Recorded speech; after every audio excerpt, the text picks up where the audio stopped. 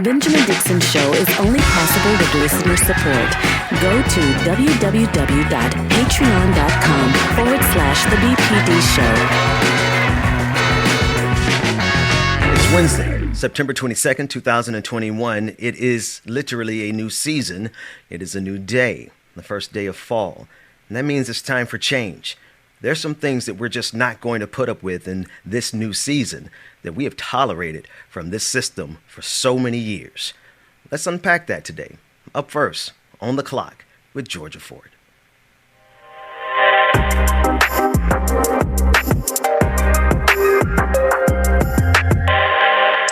A Wyoming coroner has identified remains that were found in Grand National Teton Park to be those of 22-year-old Gabby Petito. She was reported missing on September 11th. Her family says they last spoke with her in August, and she was supposed to be on a trip with her fiance, who has since gone missing. Let's take a look at the latest coverage on Gabby Petito. A medical examiner has confirmed the body discovered in a remote area of Wyoming is that of Gabby Petito. The 22-year-old vanished while on a cross-country trip with her fiancé. Authorities have ruled her death a homicide, but there is no word yet on how she died. Meanwhile, her fiancé, Brian Laundrie, is still missing. FBI agents and police officers are continuing their search of a 25,000-acre reserve in Florida, where it's believed he went hiking sometime last week. That was the last that anyone knew of his whereabouts. The conditions there are challenging, with waist-deep water making up much of the park. Investigators are also chasing down multiple tips and possible sightings of Laundrie, some from hundreds of miles away. They don't know where he is. The idea is they're getting close. This was something that they had called off at one point, and then they called this search back on with the FBI leading. Laundrie's family says he told them he was headed there for a hike, left home with a backpack. And TMZ has since obtained this photo from a man who says a person that fits Laundrie's description was seen on their trail camera early Monday morning. This is in Baker, Florida. Baker, Florida is about 500 miles away from Northport, where he was last seen. However, people quick to point out the similarities between the backpack in the surveillance photo and a picture of Brian's backpack that was found on social media. No, Ben, this is such a tragic story. I know that Petito's family was very hopeful that they were going to find her alive. And when the coroner confirmed that it was her remains that were found, you know, obviously now this is a homicide investigation and her fiance is a person of interest. Now, he's not missing in the sense like she was missing, because he has been seen. He returned home. People saw him go back home. But at this point, it's almost like he's avoiding police. Yes. Yet again, whiteness is able to get away with murder and come home and have some interaction of some type with the police. The police knew that he was back home, but he was not taken into custody. And then he subsequently fled. How many times have we heard the story in this country? This young sister is now dead. And if not for, I believe, some independent media YouTubers who captured the original footage of the van, they captured the first image. If not for them, this man probably would have gotten away with murder altogether. But now he's on the run because of the leniency that we always see this system give white men. Yeah. Well, and on August 12th, there was also a run-in that the pair had with the police. The two had been arguing, and in the body camera footage from this incident on August 12th, you can see Gabby Petito crying. She's distraught. She's saying, you know, that the two had been arguing all day. You hear from Laundrie. He explains his side of things, but she was very distraught. And so even looking August 12th, just weeks before she went missing, them having this encounter. But to your point about we've heard this story before, not to minimize this horrific situation. That's right. At all. But right now, there are more than 500,000 people who are missing, and nearly 40% of those people who are missing are people of color. But people of color only make up 13% of our population. So if we're such a small fraction of the population, yet we make up 40% of missing people. And, I can just about guarantee you've never heard of Erica Hunt. I can just about guarantee you never heard of Kaya Taylor or Nefertiti Trader, who went missing in 2014. Asha Degree, she went missing in 2000. North Carolina, you never heard of her either. What about Alexis Patterson? Or how about this baby doll right here, Ariana? In 2016, she went missing, and so did her mom. Her mom was found dead, buried in a park in California. Kaya Taylor here, I met with her family, and that was probably one of the most horrific stories I've ever done. Akaya, she was pregnant when she went missing in 2017. All of these stories that we don't hear of, yet everybody in this country knows Gabby Petito now. Yeah, because, the one thing our media loves more than anything else is something, if it bleeds, it leads. If there is a story that can be sensationalized for headlines and clicks, there's nothing that they won't do. And so, unfortunately, the reason we know this story so well is because the media understands that this country responds. It responds when there is a white woman in distress, as it should, because, she's a human being as well. But where is the response for our black sisters that have disappeared and not nary word from the system? Where's the empathy? Why is it so hard for us to see Ariana's humanity? Why is it so hard for us to go to YouTube, go to TikTok and cry out for each one of these women? When you look at Akaya, knowing that she was pregnant, what happened to her unborn child?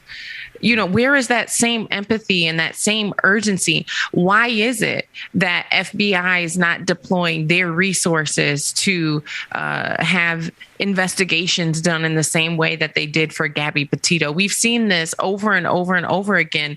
But as I now have a 13-year-old myself, and I look at some of these women who have gone missing, and I see my own children in them, I can't help but be terrified that if it were my child, would the country respond in the same way that it did for Gabby Petito? And I'm also thinking of just the different populations that get entirely ignored in these conversations. You think of the indigenous populations and communities who are still the same. I mean, just groups of people who are gone missing, and nothing has been said on the national level. Just all throughout marginalized communities, we see that there are people who are endangered and snatched away, but there's so much emphasis that is placed on the narratives that are useful to this system. See, they don't mind talking about this case because it's going to generate so many clicks and so many eyes watching as this story unfolds, because what this country wants more than justice, what they want are clicks. And it's sad that we've been reduced to that, but it is true. And, the thing about social media, the thing about national media drawing attention to something is we see when there's this national spotlight, it's easier for investigators to get the information that they need. It just so happened that a couple who was in Wyoming heard about the story and did recall, right? Like you pointed out, they did recall that I think I saw this white truck, and they went back through footage that they had. And sure enough, they were able to turn that over to investigators and use that as evidence. If media would shine a light on some of these other cases in the same way that it has on Gabby Petito, and not think about the clicks, but think about the humanity, and think about finding someone's 7-year-old daughter who's been missing for 10 years, or think about finding a pregnant woman who just vanished, and her family didn't even find out that she was missing until she didn't show up to her own baby shower. If the media would utilize the power that it has, we might be able to solve some of these other cases as well. But, we're subject to that all-powerful news cycle, because if it's not stimulating enough, it won't possibly make it into the news cycle. But if it's captivating enough, like Bring Back Our Girls, remember the story of the girls stolen by Boko Haram, right? And everybody, it was a thing, Bring Back Our Girls. Well, those sisters haven't been recovered entirely. There's still some that are missing. But now that it's no longer titillating enough for the news cycle, well, it fades away. In so many cases, Georgia, we see that it has to be something extreme. But in this case, as Joy-Ann Reid pointed out on MSNBC, it was the missing white woman syndrome that got this enough attention to get justice, because this sister, regardless of what color she was, she deserved justice. Absolutely. And my condolences to her family.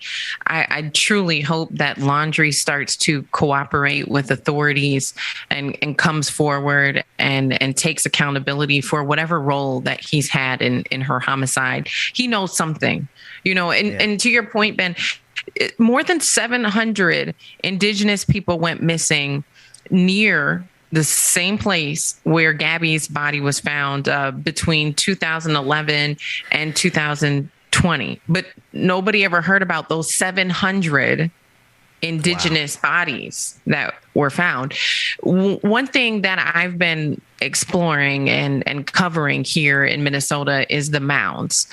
The mounds are across America. They are historically where Indigenous people have buried their ancestors. And what I'm finding, Ben, is that developers will come through a lot of times these burial grounds, cemeteries, for lack of a better word. They are oftentimes on the highest point of the city, which tends to be a very great view of the city. And so it is attractive typically to developers to come in and develop homes or develop retail stores there. And so what I've learned is that the human remains of Indigenous ancestors have been excavated by developers. They've been removed, dug up, so that we can construct streets and homes and places to shop, places to eat over cemeteries. I believe we have a clip. I want you guys to take a listen to a woman who is leading an effort here in Minnesota to reclaim and restore the sacred burial grounds of her ancestors. It's been hard for me too, because I grew up on the east side, and even as a Native person, I brought my children to play at the playground. At the time, I didn't know that there were burial mounds all over this entire bluff, and that literally everywhere up here underneath the ground are the remains of our ancestors. I didn't know that. Indian Mounds Regional Park here is a place where a lot of the Dakota communities up and down the river would bring the bodies of their relatives to be interred here. We would put somebody's remains up on a scaffold until there were only bones that remained, and then they would be interred into the mounds. The place that you would want to bury your relatives is on some place high where they can be close to the stars, so they can find their way home along the Milky Way, and also so that they can watch over you. This, being the highest point along this part of the Mississippi River, naturally was an ideal place. Obviously, the way that this landscape has changed has been through colonization and what was best for the captains of industry along the Mississippi River. For the newly arrived colonizers, they thought this was the best view of the city, so a lot of our burial sites were plowed over and the mounds were destroyed to make room for houses so that people who were wealthy enough could buy those houses and have the best view of the river. I want to pay my respect. So, Ben, I mean, when you think about people's homes are over the sacred burial grounds of Indigenous ancestors, I mean, how much more disrespectful can you get? You can't. And I think See, this is part of the absurdity, right? There's no respect when we talk about greed. This is merely an inconvenience for these corporations to remove the remains of. So there's something that I hold and I cherish deeply, the land of my ancestors. Right. If as much as I can trace it being a survivor of slavery, right, we have that limitation. But that land, that means something because my ancestors are buried in that town. Now, you mean to tell me what reaction would you expect if you come in and you try to in their bones, you try to interrupt their. It's serious. But for corporations, it's merely a detour on their way to their quarterly profit margins. And I mean, when you think about the indigenous community and all that they have had to endure since colonizers came here, I mean, just the very thought of interrupting someone who has been laid to rest. And, you know, when we came here telling them that they weren't civilized, yet here we are destroying cemeteries so that we can develop properties. You know, you look at in Colorado, you have a governor who went ahead and he revoked a bill that was passed in, I believe it was 1864, that said that people should kill Native Americans and they would be able to get away with it in order to take their property. This was a bill in 1864 that was passed in law. I do believe that we have some coverage on that as well. We can turn to that if we do. But it just continues to show how the fabric of this nation is so deeply engrossed in racism and how much it I mean, how culturally incompetent we are. Take a look at this coverage coming out of Colorado. And Governor Polis signs an executive order rescinding 2 former proclamations. They were put in place by Territorial Governor John Evans about 150 years ago, and they endangered the lives of Native Americans. Governor Polis and Lieutenant Governor Diane Primavera held the ceremony to mark the signing of an executive order. It officially rescinded proclamations by Territorial Governor John Evans in the 1860s that called for citizens to kill Native Americans and take their property. The order eventually led to the Sand Creek Massacre, an attack that left more than 200 Arapaho and Cheyenne Native American women and children dead. Polis called it the righting of wrongs of the past. Colorado leaders were joined by members of the Southern Ute, Mountain, Cheyenne, and Arapaho tribes and tribes across the country. I just want to know why that was even enacted as a law in the first place. Oh, yes. I mean, the fact that this was on the books for 157 years and it just got off the books, I think should be a clear testimony to the fact that systemic racism, all the way to the extent of murder and then pillaging and plundering the property of Native Americans, of indigenous populations, that really should show us very clearly what this country was built on and is sustained on to this day. You know, and I want to take a moment to acknowledge that all of us are on the land of indigenous people. We see what's happening with the Line 3 in northern Minnesota being protested. It's violating treaty rights, yet and still you have corporations who are given a green light by government officials and also protected by local law enforcement agencies, despite the fact that they're violating treaties that were passed, and still so much stolen land that continues to get developed. It is just water protectors, the water protectors and the pipelines that are crossing through the you know, it is just, it's not only the disrespect for these populations, it's also the disrespect that it's coupled with disrespect for the earth. You know, it's all compounded into one big absurdity. Yeah. And when you look at environmental issues that we're facing right now, and you listen to our indigenous brothers and sisters, they really have the answer. The things that they have implemented through their culture traditionally, they respect the earth, they respect the water, they pay tribute to it, they give gratitude to it. I mean, all of the things that we really should be implementing in order to preserve the resources that we need to survive, right? Yet and still, their culture has been dismissed as being barbaric or anything like that. Yet and still, if we listen to them and become culturally competent to some of their practices, I think we would be much better off. Absolutely, Georgia, and I mean you've alluded to it a couple of times in this morning.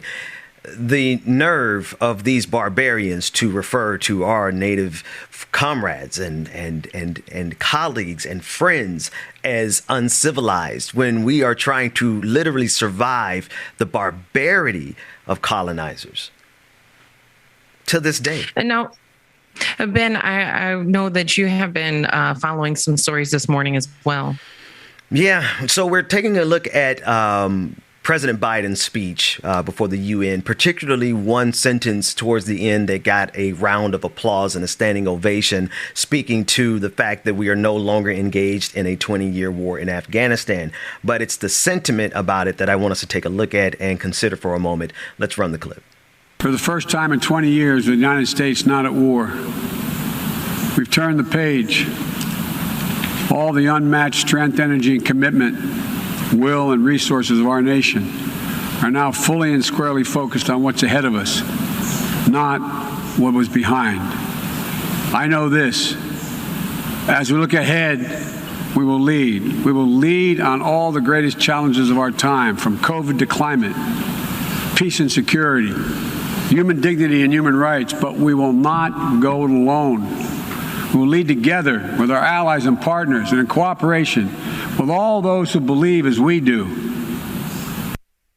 Now, we'll get to the full segment in the next half hour during the Benjamin Dixon Show.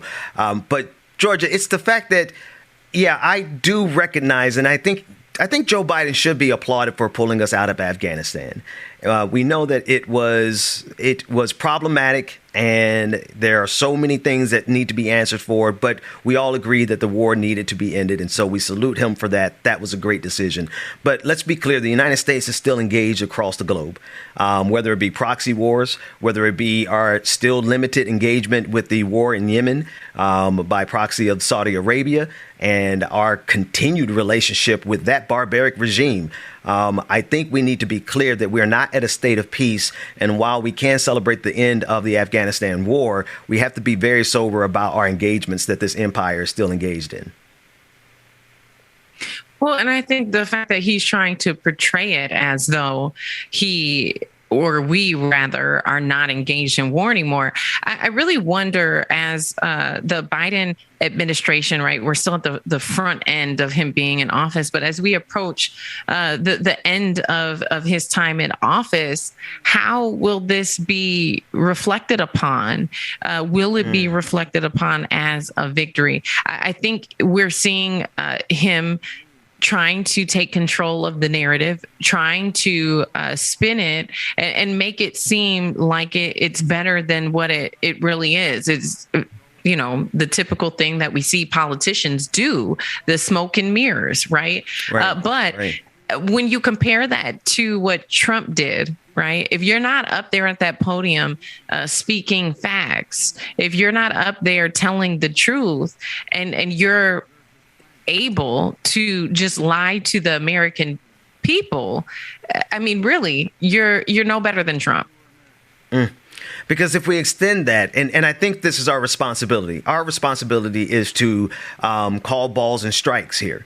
When he's right, he's right. When he's wrong, he's wrong. And while there's nothing overall wrong with his speech, it was a fine speech, right? The particular details that matter to black folks in particular, right? Because there's still a war that's going on domestically.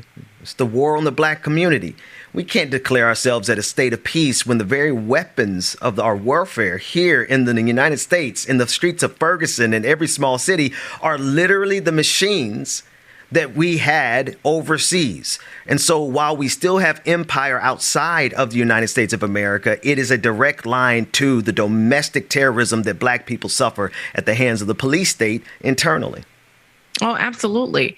And having been out there and been on the ground covering some of those protests, having been a person who's been shot by the rubber bullets that they deploy on people who are out there exercising their First Amendment right, whether it's protesters or journalists, the tear gas, all of these different weapons that are being deployed on American soil definitely makes you wonder if we are either in a civil war or if we've just normalized so much the militarized approach to dealing with American people that we no longer see it as war on American soil. But I mean, literally, that's what it is.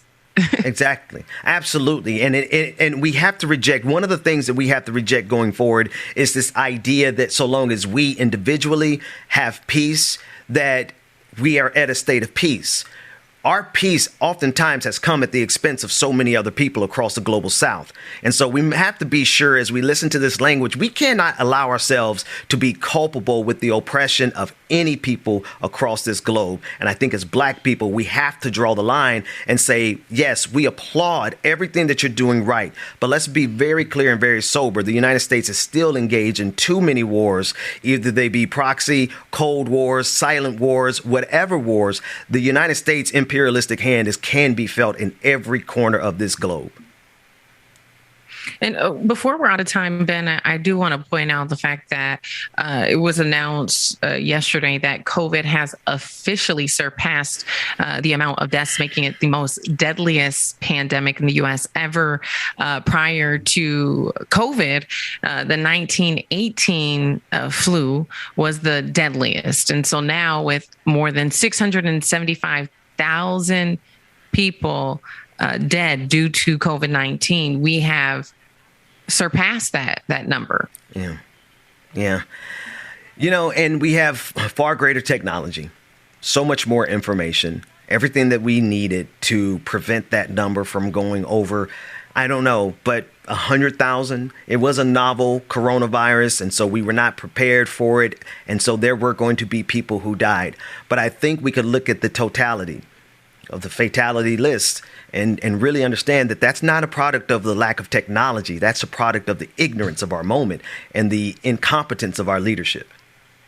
Absolutely poor leadership. You and I reflected on this in summer months before kids went back to school. And I felt like we definitely saw the train wreck coming. We called it out when Biden said that he was going to allow kids to go back to school. We knew as parents that it was a poor decision, that kids should have been able to continue doing distance learning. And here we are seeing more and more children not only getting sick, but dying as well. Yeah, that's the thing, Georgia. I really, you and I did call it at the beginning of the middle of the summer as we were getting ready to go back to school. There was no reason anybody's children should have gone back to school, period. Because we see the results. We've seen so many teachers who have died. We've seen so many staffers who have died. And now we're seeing children who are dying. Precious at every age. It doesn't matter where they were elementary school or excited about high school. The stories that we're reading of the young people who have died because of the decisions of our incompetent leadership is enough to enrage you. But here we are at a moment, an inflection point. We simply cannot allow this level of absurdity to remain in power. We got to stand for ourselves here. Absolutely. Well, that's all the time we have for On the Clock this morning, but stick around for more on The Benjamin Dixon Show.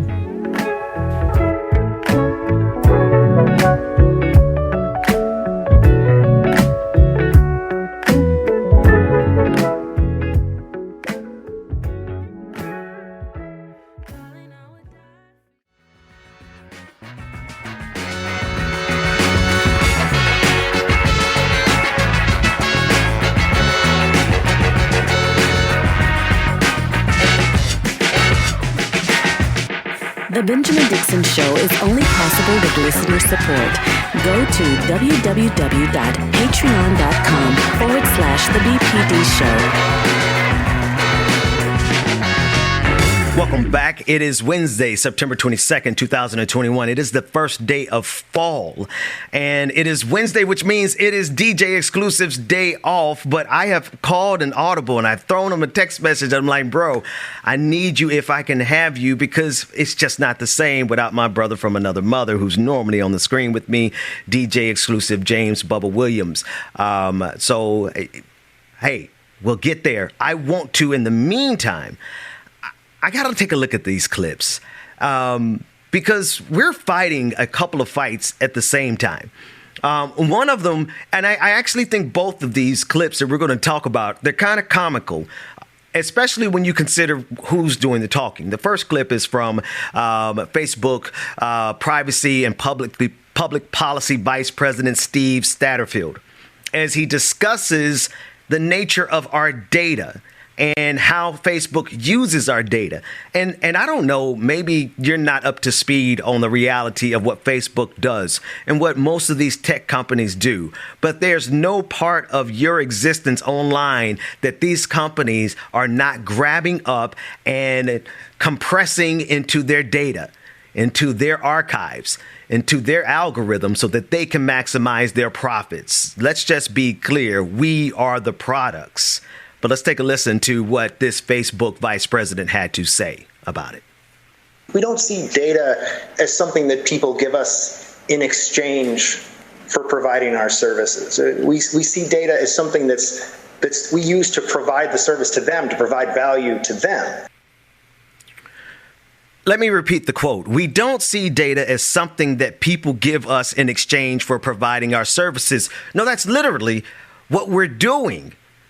I want people to understand like the scale and the scope, because it is inextricably linked to what we're fighting. When we talk about fighting white supremacy, when we talk about fighting the police state, when we talk about fighting all of these things that are, income inequality, folks, the algorithm has been weaponized against us.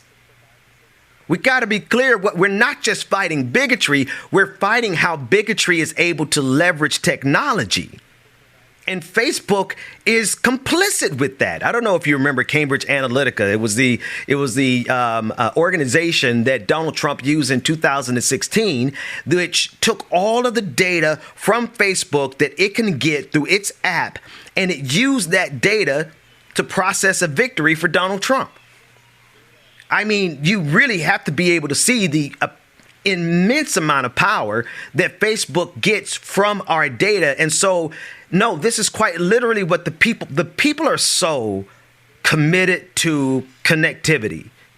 The people are desperate for relationships, for, connecting with friends from back in the day. No matter how toxic Facebook has become, people still stay there. That's how desperate people are for connectivity. Facebook knows that, and they've been monetizing it the entire time. And not only have they been making billions off of our data, they have allowed that data to be used against us in our fight for liberation of all people. I'm telling you, I just think about it every day now. It's not that I just have to fight against Tucker Carlson. It's the fact that I have to fight against the algorithm that Facebook uses that prioritizes Tucker Carlson clips. People always say, well, Ben, why do you give people like, these evangelical pastors or Tucker Carlson, why do you give them a platform? They don't need my platform. Facebook has become their platform. And if you look at the top 10 published articles or published posts on Facebook, every single day, out of the top 10, at least seven of them are conservatives who are spewing propaganda like Tucker Carlson in this next clip. So it's not just about, Tucker Carlson and we want to take him on. It's about the fact that Facebook and YouTube and Twitter, we see what Twitter did for Donald Trump. There is no President Donald Trump without the technology of social media. And here is their next poster child, Tucker Carlson, as he discusses the vaccine requirement and the impact that that is going to have on the military. Let's listen to the next absurdity. The point of mandatory vaccination is to identify the sincere Christians in the ranks, the free thinkers, the men with high testosterone levels, and anyone else who does not love Joe Biden, and make them leave immediately. This show has just obtained a PowerPoint that the Army is using to justify mandatory vaccines to the troops. This is an actual slide from it on your screen. You will notice there the sympathetic portrayal of Satanism. How many children were sacrificed to Satan because of the vaccine? The slide reads, apparently sarcastically. Then the presentation proceeds to list the so-called tenets of Satanism, which are taken straight from the Temple of Satanism website. So here you have the United States Army doing PR for Satanism, but it's utterly shoddy and dishonest. For example, it falsely claims that only 3 people have died from taking the COVID vaccine. Reports collected by the Biden administration itself indicate that number is actually in the thousands. I don't think it should surprise any of us that the Navy SEALs are first on the list to be targeted. It's an all-male force. I don't know anything about their voting records or even if they vote, but they're exactly the kind of people, if you were planning to control the military for political purposes, you would want gone. I think that's accurate. I think my clients in particular, some of my clients are Navy SEALs. They are a very small part of a much larger group of Navy SEALs that feel that way. I also have clients that are fighter pilots that feel like they've been forced into the same situation. Now, before I laugh them to scorn, because that's really all they're worthy of, let's take apart what is actually being offered to millions of people every single night. You have to understand Tucker Carlson has the biggest show in the country. And so the absurdity of the moment is now that you have millions of people around the country who really believe that the United States Army is promoting Satanism. Because really, does Tucker Carlson expect the people to parse out the fact that that documentation did not literally come as an endorsement from the United States military? No, because he doesn't have to count on his audience actually thinking. Tucker Carlson is counting on his audience doing the exact opposite, being intentionally obtuse enough to follow him all the way down to taking horse dewormer as a solution for something we have a vaccine for.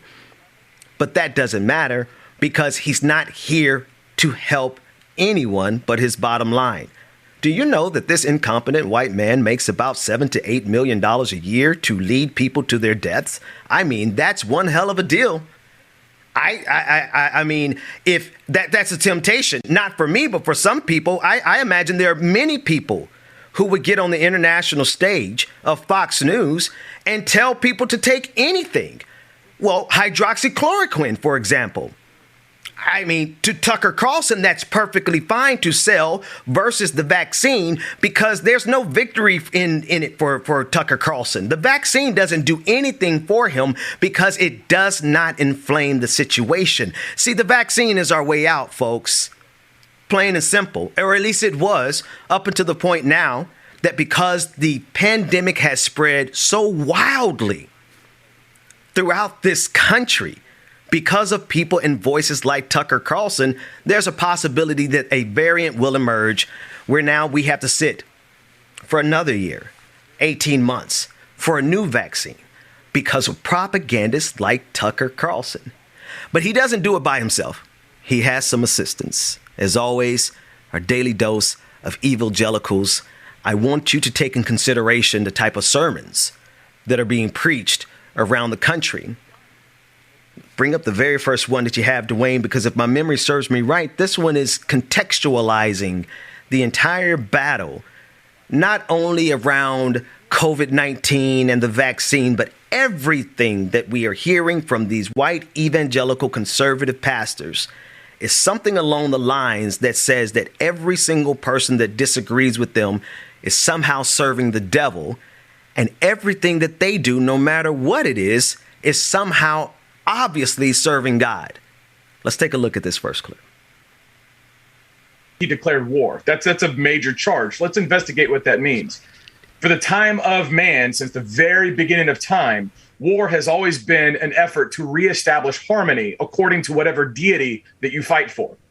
Joe Biden is trying to establish harmony for the deity that he supports. I submit to you, he is a tool for Satan.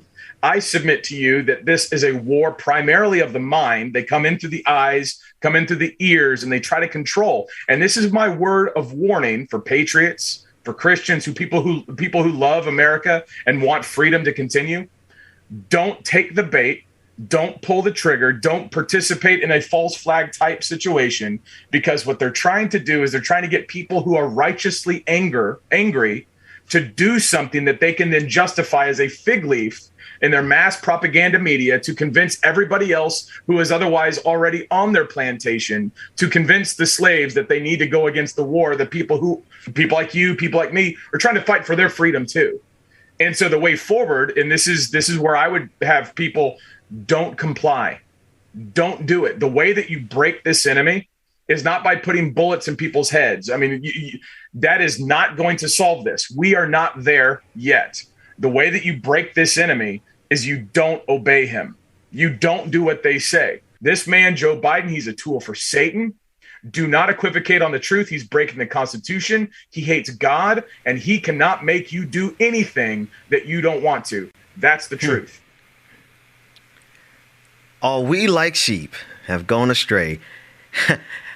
These people are leading their congregations, whether they be digital congregations, their sphere of influence, their audience, their social media audience, or their literal congregation, over whom I'm sure they have presided quite a few funerals. I do want to pause before I say anything else and ask every evangelical pastor to give us your roster of how many people you have buried as a result of your teaching, as a result of you refusing to shut down, as a result of you refusing to wear masks, as a result of you attacking the vaccine, as a result of you categorizing this as a tool of Satan that's being wielded by Joe Biden. Folks, the reason Tucker Carlson can get away with what he gets away with is the same reason Ben Shapiro, Donald Trump, all of them, Fox News in general, because they are supported by hundreds, if not thousands, of tiny little Donald Trumps who have control over their small fiefdom called their evangelical church, or their Facebook church, or their social media influencing sphere. These are the pastors who are convincing their audiences that we don't need the vaccine. In fact, the vaccine is something that is of the devil. And here's the gag. They are dying from this. They are literally dying from this. Do we have that clip that gives us the rundown of all the conservative radio hosts who are dying from this? Phil Valentine, conservative radio host. I mean, these pastors are dying of this. And I'm sorry. Here's the thing. If you want to convince us that you are on the side of God, then the God that y'all are shouting about right now is letting y'all die. And I submit to you that you guys you serve nobody else but your ego, your pride, your bigotry, and your greed. That's why you guys genuflected before Donald Trump. I mean, even unto death. But that's not even enough. I have another clip. Self-proclaimed American patriot Jaren Jackson would love nothing more than to shoot godless commies in the face. But since he's a law-abiding patriot, he won't do that because it's illegal. Or is it? I just want you to understand there's never been a big step between people who shouted praise the Lord. The very next thing that came out of their mouth was pass the ammunition. Let's take a look at that clip. So this brings up the issue of what does a modern day militia look like? Because if you're like me, you see these godless commies and you're like, I want to shoot them in the face. But because you're like me and you're a law-abiding patriot, you're not going to do that because that's illegal. Or is it?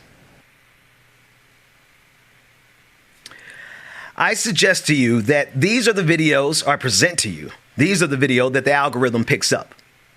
So it's not just the ideology. I want you to be sure these people have audiences. They have audiences from which they can raise offerings.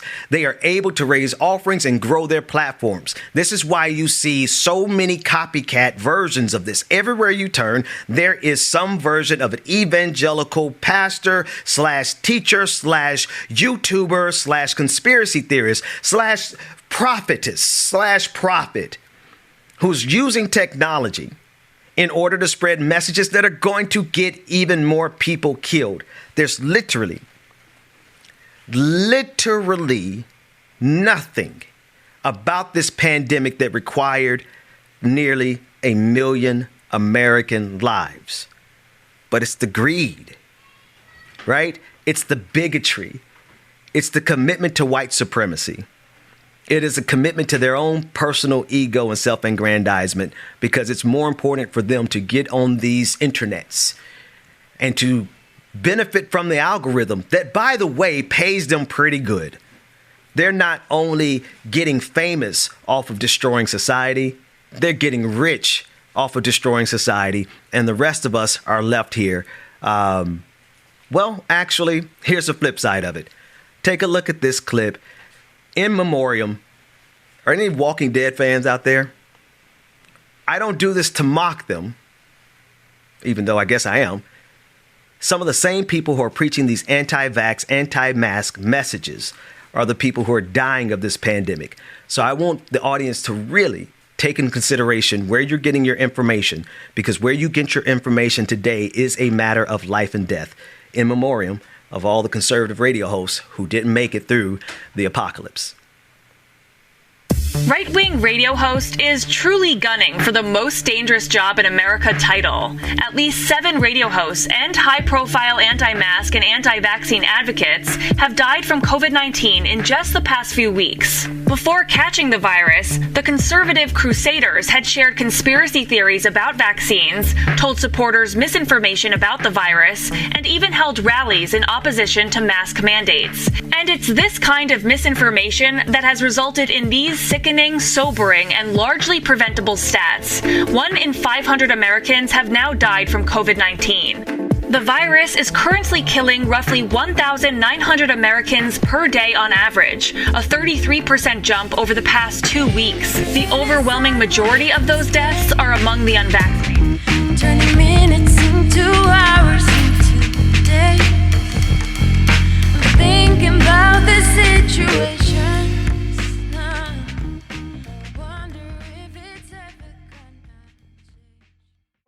Good morning, good morning, good morning. You know who it is. It's the face, the sound, the voice. DJ Exclusive is in the building, y'all. Yes, I am here. Good morning, y'all. Got a new drop for y'all. Y'all ready for season 2? Here's a preview. I bring out, so to speak. Now come a little closer. I feel a little light in the light track. Good morning, everybody. Good morning. Good morning. I do not want my children to learn about anal sex in middle school. I have never had anal sex. I don't want to have anal sex. I don't want my kids having anal sex. I want you to start focusing on education and not public health. You are supposed to be educating our children. Do not teach them about anal sex. Oh my goodness. Wait a minute. Okay, wait. James, I need you to hold the music for a second. I got 3 unbelievable things happening at one time, and I have to comment on all 3 so people can understand my joy. First of all, James, DJ X3C. Y'all tip your DJ on Cash App, DJ X3C. Somebody bless my brother because he got up on his day off. You know I wasn't going to fire you on your day off, man. I was asleep like a mother sucker. I just want y'all to know. Laying on my sofa. I had to put on clothes. And James, this is my creation, right? This is a monster of my creation. I wanted to give everybody a day off, and Wednesday was supposed to be your day off. And then on your very first day off, I hit you up and say, James, I need you, man. Yeah. I was going to cuss Ben out. And I sent another message saying, y'all sure y'all need me? Because this bed feeling damn good right now. Because, right after this, I got to get on that phone at 11 o'clock and deal with these crazy-ass people at this corporate office. Well, I think the people can attest to the fact that, man, when you step in the room, the party livens up. Good morning, everybody. Like it's just a night and day difference. So I'm gonna have to do something. I gotta recalibrate. My calculus wasn't correct. I don't know that if I can afford people to have days off because it's just so much energy. But maybe in season 2, our goal is to make sure that our team can do this, and then when we get done with this, we go and prepare for the next day. Ain't nobody on our team should be working for no corporate overlords. So that's our goal. That's our goal, unashamedly, for season 2. Y'all are getting some of the best that you gon' get on the internet. Because DJ Exclusive, I don't know anywhere else, before I toss it back to you to play what you want to play, I don't know anywhere else where you could get a song like that. What was that? Freedom Funk. What was that? Freedom by Freedom. I think that's who it's by. It's Freedom by Freedom. Okay.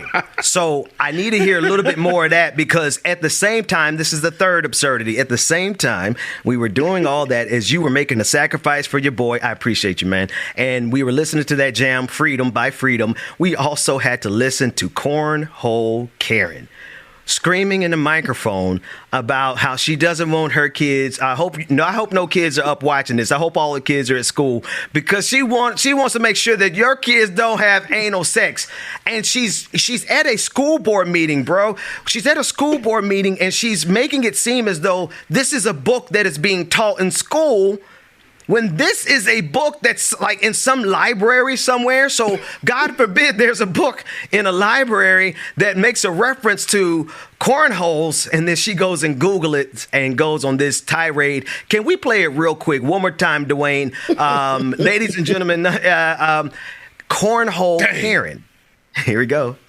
All right, well, I'm just thankful that y'all don't have the ability to make a mask mandate. And I was going to talk about the need for a second high school, but I was sidetracked by, for the boys, pussy, or the idea of pussy, or the idea of pussy. A Mexican is a Mexican is a Mexican. Take her out back, we boys figured, then hand on the titties. Put it in her coin box, put it in her cornhole, grab a hold of that braid, rub that calico. You can find that on page 39 of the book called Out of Darkness, which you can find at Hudson Bend Middle School and Bee Cave Middle School. All right, I need to read not that gonna book. lie, I had to Google cornhole because I have the game in the back of my yard. But according to Wikipedia, cornhole is a sexualist slang vulgarism for anus. The term came into the use in the 1910s in the United States as verb form to cornhole, which came into usage in the 1930s, means to have anal sex. I do not want my children to learn about anal sex in middle school. I have never had anal sex. I don't want to have anal sex. I don't want my kids having anal sex. I want you to start focusing on education and not public health. You are supposed to be educating our children. Do not teach them about anal sex. James. And then David asked, talking about, she said she got the game in the backyard. Pun intended. Bro, wait. Now, if you listen to the passage that she's reading a passage from a book that she objects to. But she's come to the school board meeting to say this, I object to the entirety of this school system because of a book that I found that I disagree with. Okay. But man, she out of everything that she read, the only thing she had the problem with was the anal sex part, man. That passage sounded problematic as hell. If I listen really closely, it's like it's a lot of stuff in that passage that she should be opposed to, James, but she drew the line at the cornhole. At cornhole. You had all these pee drops and then grabbing. You had all of that in there, but cornhole, the only word that we can say on the air is the only word that you had a problem with. Oh, okay. You remember it, Dwayne? It gets better. James, it gets better. This sister is so confident in her ignorance, and she's so provocative in her incompetence, that she decided to challenge the police state and it did not go well.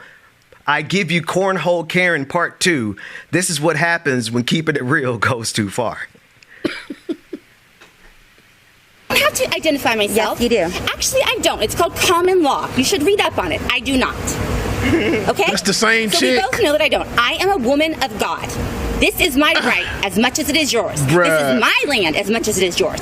I did not sign up for this.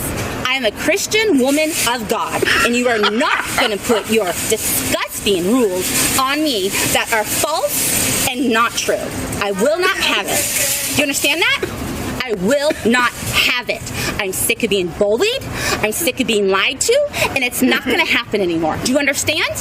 The CDC just released. Turn around. Oh my gosh. Oh my gosh. Oh my gosh. And this is actually the first video, because I saw this video like weeks ago. And really? So yes it is. I saw this video weeks ago. I didn't know not realize it was the same person, because the other part of this too, I thought that same whatever damn meeting or she was at, I think that I thought that was like the same building that we saw another video in, where that other teacher was sitting. I thought that was the same damn building. So I'm just wait a minute. Is this all the same place? You mean to tell me after she got arrested by the police, she showed up talking about cornholes? Oh, yeah. Oh, yeah. Because this happened like, I forgot how long ago I saw this. But like I said, last week, 2 weeks ago, I saw that one first. The first thing I thought about was white chicks is, I want to talk to your manager. You know what? I'm going to write a letter. Dear Mr. Manager, I am a white woman living in America.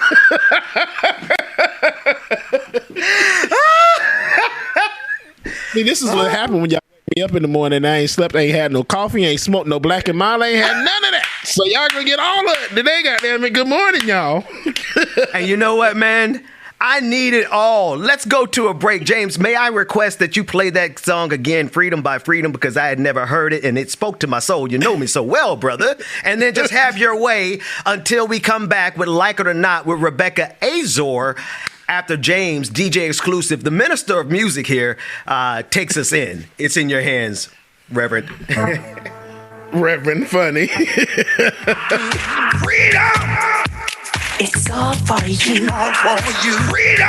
Y'all make sure y'all stay tuned, man. I don't have a dad joke for y'all this morning, but I got. Oh wait, yes I do. I have a lot of them actually.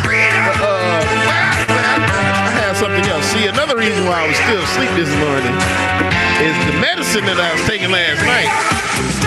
Made me write the whole ass song, make a song, record over a song. Anyway, y'all stay tuned. I'm gonna play it for y'all next.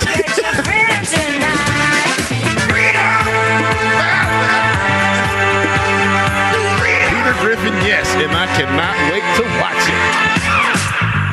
Come on, everybody, young, old, all you lovers. This is our time to rise back from the sand and claim our freedom. Talking about the freedom. Let yourself be free. I give you freedom. Yes, it's right. Freedom. Start right now. Talking about the freedom. Get your freedom tonight. Freedom.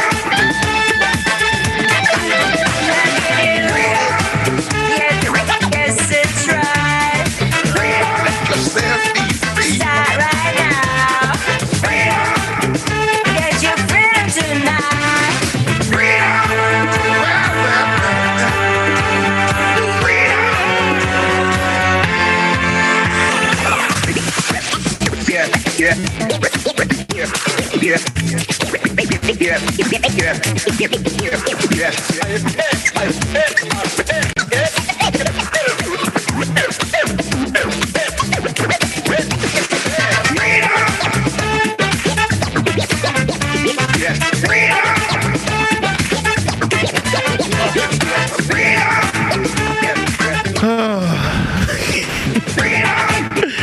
Someone replaced all of the buttons on the elevator.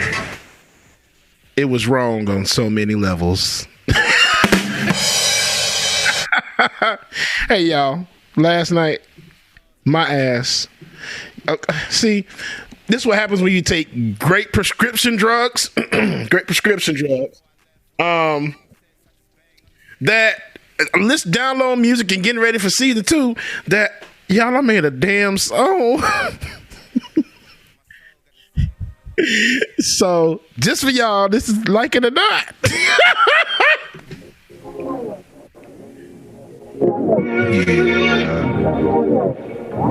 Y'all know what time it is. Get your coffee, your tea, your drink, whatever it is you need. It's time for Like It or Not, y'all.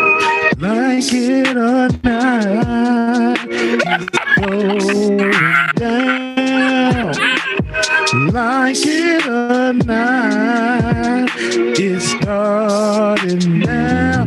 Oh, like it or not, I need the lyrics. It's going down.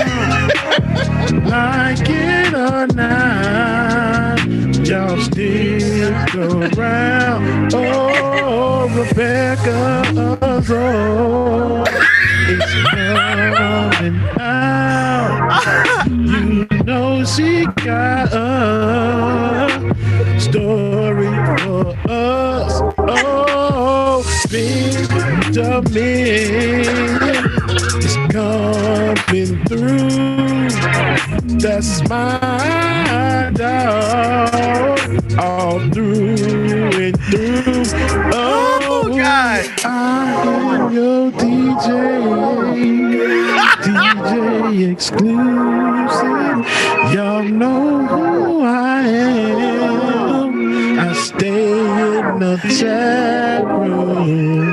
Like it or not, I'm done with you, James. Down. I'm done.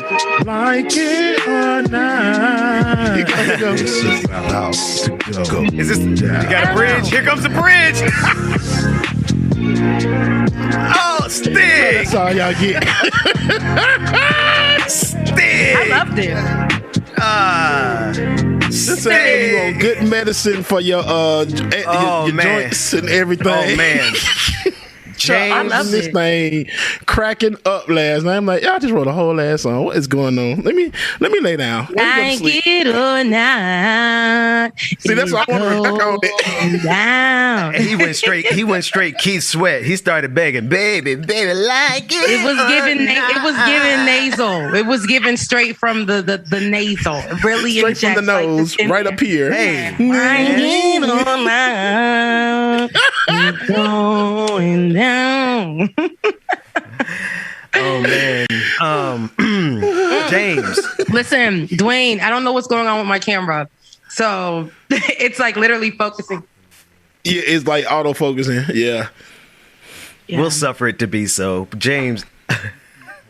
Bubba, can you cue up that last part where you got into your nighttime voice and said it's about to go down? Can you just cue up that part for me one time? Oh man, help me. Father, I stretch my hands to thee. I caught that too. I know. They know you was gonna be back in time. So Bubba, one more time. Y'all, I can't stand. Everybody's fired. Everybody's fired.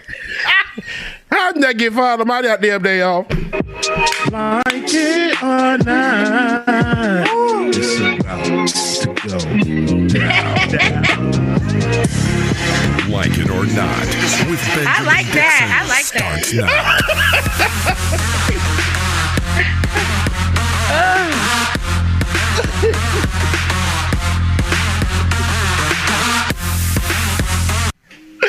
Oh, look. Good morning, Here we go. good morning, Wait. good morning. Right there. Okay. Good morning and welcome to Like It or Not, where we're free to tell the truth and not care who doesn't like it. It is Wednesday, September 22nd, 2021. It's the first day of fall and seasons are changing. And everybody's fired. Everybody. I'm firing myself. Is today the first day of fall? Well, yeah, I've been in the fall zone. So, but this is the right, fall Rebecca. I've been in the fall zone, child. But fall is actually two things. When your old fling or whatever starts to try to come back so they can be all cool, because fall brings those kind of feelings, right? It's three things. So fall will do that. It's going to try to bring your little ball-headed, nappy-headed, or beady-headed, and that could be male or female or non-gender conforming, and trying to come back and send the text messages. I see it's fall and the leaves are falling. That reminds me of the way that I felt for you when I saw you at Chick-fil-A or something like that, right? Hey, man. Hold on, Rebecca. Wait. The leaves, did she say something about some Chick-fil-A? Chick-fil-A. You gotta say it again. Hold on. I'm sorry. It's sure enough, the seasons change and everybody gets a little bit of romantic. You know what I mean? The temperature drops. Or you get depressed. No. What is? Or you get depressed, and we don't want that because seasons also bring in seasonal depression. So I know that I usually do get seasonal depression every year. So for me, what I did this year is dress up my home. I told you guys about it already, but dress up my home in like this cute, remove all the things that I had before, like my usual yellow that's here, and I put like fall colors, like some purples, some oranges, some browns, and it's real cute. And my balcony has it too. And I did the bathroom the same way. And I have like little things that remind me of good things, like autumn blessings. Don't text him back. Let him go. I'm just kidding. But yeah, those are all around the house. and then the other thing is, fall. They say when you look at the leaves changing, it reminds you in the beauty of letting dead things go. Come on, somebody, that was the word. So just enjoy fall. It's a new season. You felt that in your shana. It's a new season. It's a new day, Rebecca Azor. Look, Dwayne is really trying to get me, and I just keep moving, and he's trying to get me in frame. I see you. You're doing a good job. But it's a new season. Speaking of new season 2 is coming up of Like It or Not, and we are going to have. If y'all think really this was cute, announcements coming up. Yeah, if y'all think this was cute, what we have coming up is going to be amazing. Don't worry, Ben, I'm not dropping any tea. But yeah, season 2 is coming up and it's going to be amazing. I don't know if we get fired, there's going to be season 1 of Bubba and Dwayne. Hey, listen, let me tell you something. What's up? Let's get it. Listen, let me make it abundantly clear. I was joking. There shall be no firings in this house because if you want to know what I look like by myself, it was damn near about to start a revolution during the George Floyd protest. So I need nobody go. Don't be pointing at me. No, I pointed. Which way did I point? Hang on. It's reversed.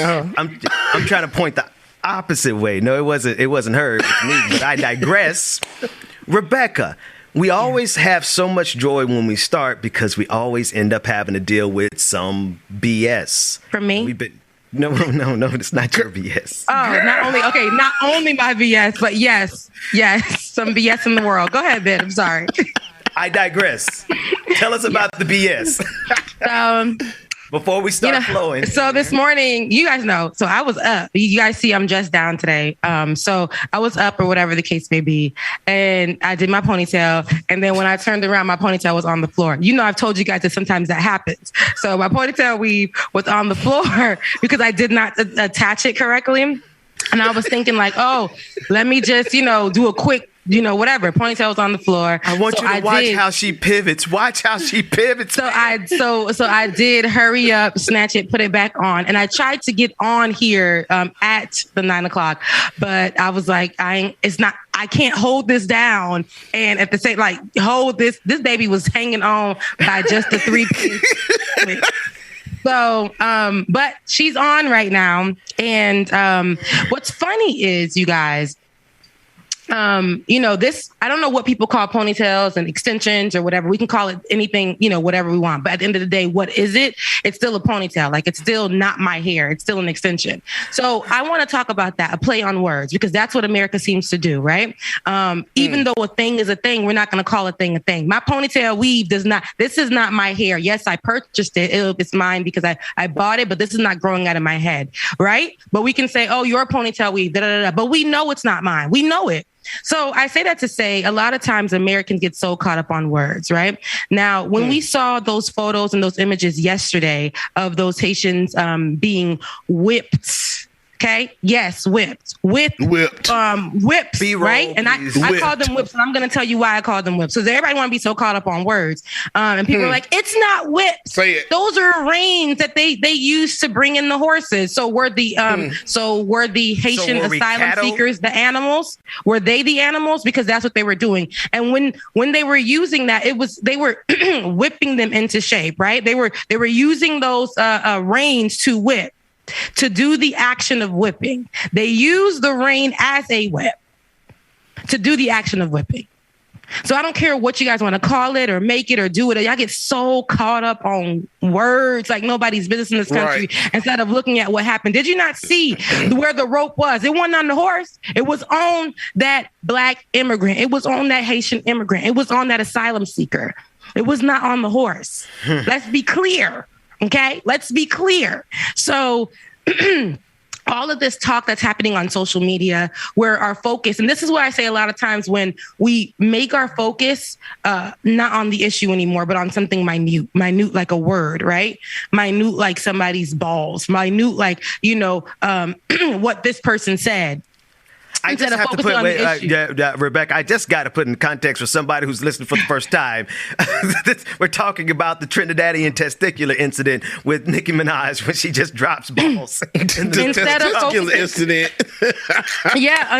focusing on the incident at hand, like for me right now in this particular instance, we need to be focusing on these Black immigrants and the mistreatment, the high level of mistreatment. I watched about in America, let me put that, the high level of mistreatment of Black immigrants in America. Got to be clear about that. But I watched so many testimonials of these Black immigrants, of these Haitian immigrants when they went back to Haiti and what they were saying. They were talking about their experience and how they watched Chinois, which is the Chinese. They watched people from Guatemala and all these other places. And they weren't treated good, but they weren't treated how we were treated. One guy talks about them being changed. He said, I have a Colombian wife. They didn't do much to her. But when they saw me and realized that I was Haitian, they tightened my handcuffs. He said they had pregnant women chained by the foot. They said that when they got to the border, they were given a piece of paper. And when they were given the piece of paper, they handed it to them and had a number on there saying that somebody would assist them in America, right? Now they called the number. They're waiting. That's what they're doing. You think these people are going to come? You think these people are really going to come just like this without no information or whatever? Somebody didn't tell them something. They got a piece of paper with an American number. They called the American number. There was the number called them back, almost like waiting in line when you're waiting for your license or something, and you're waiting for your number to be called. They finally called the number, give her a number, have them pull up. She said when they got across at that point, now they put them in prison. They done rolled them over into a prison. She had, when she reached back to Haiti, a thing in her hand, and they asked her, what is that in your hand? What is that in your hand? She said, y'all want to know what this is? This is a piece of foil paper that they gave us to cover up after me being in the same outfit that I've been in for days. She said, I saw them giving the other people clothes. We've been in the same outfits that we've been in for days. She said, I'm going to be clear and I'm going to be honest. Black immigrants don't get treated good over there. She said, me being dropped back in my country is not the issue. It's just a lot going on here. We want some kind of, we need some kind of peace. But me, I'm from here. I'm here in the country that I'm from. Was told that there was something better for me, so I went to go check it out. I saw with my own eyes how they treat Black immigrants, and they asked her, "Is there something racist?" She's like, "Everywhere there's some racial issue, there's some racial tension." But I'm gonna tell you right now, yeah. How can I not say? She said, "Yeah, I want to go over there. Those people don't treat us good. They will never treat us good." I mean, it's on the screen. And I couldn't believe it. And now people want to say that what we saw wasn't it. What we saw, I don't know if we have that footage. Of Jinsaki? Not Jinsaki. I don't know if you have that footage of I dropped it in there. But of Kamala Harris and her making her first statement. Because, we don't see her much. Mm-hmm. We don't see her much. We don't really hear from her much. And she looks annoyed. If we can get that footage, I can look for it and send it to you guys if we don't have it.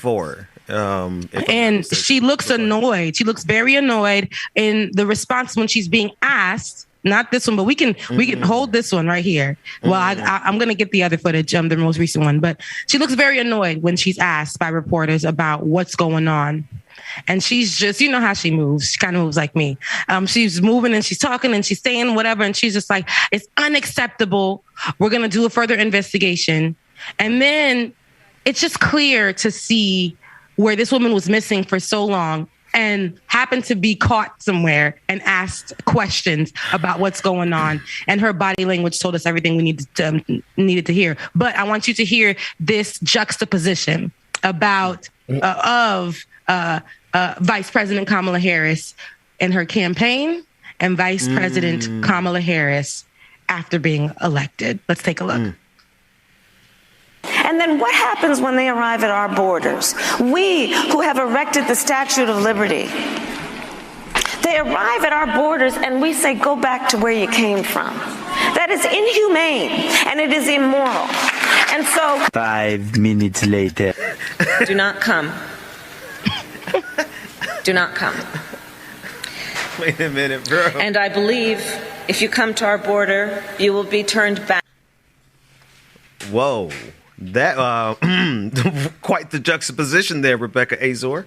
Remember when we were talking about the do not come, it was like, wait, hold on. Weren't you guys the ones that said that we will be a nation of immigrants? We will go back to loving immigrants. We will go back to supporting immigrants. Haitians specifically, we will interfere, I should say, into the election process and get you a leader that you deserve. Right. And we will get you the help that you need. And now that all of that didn't happen, so they was like, all right, then we're going to pull up to the States. We pulling up.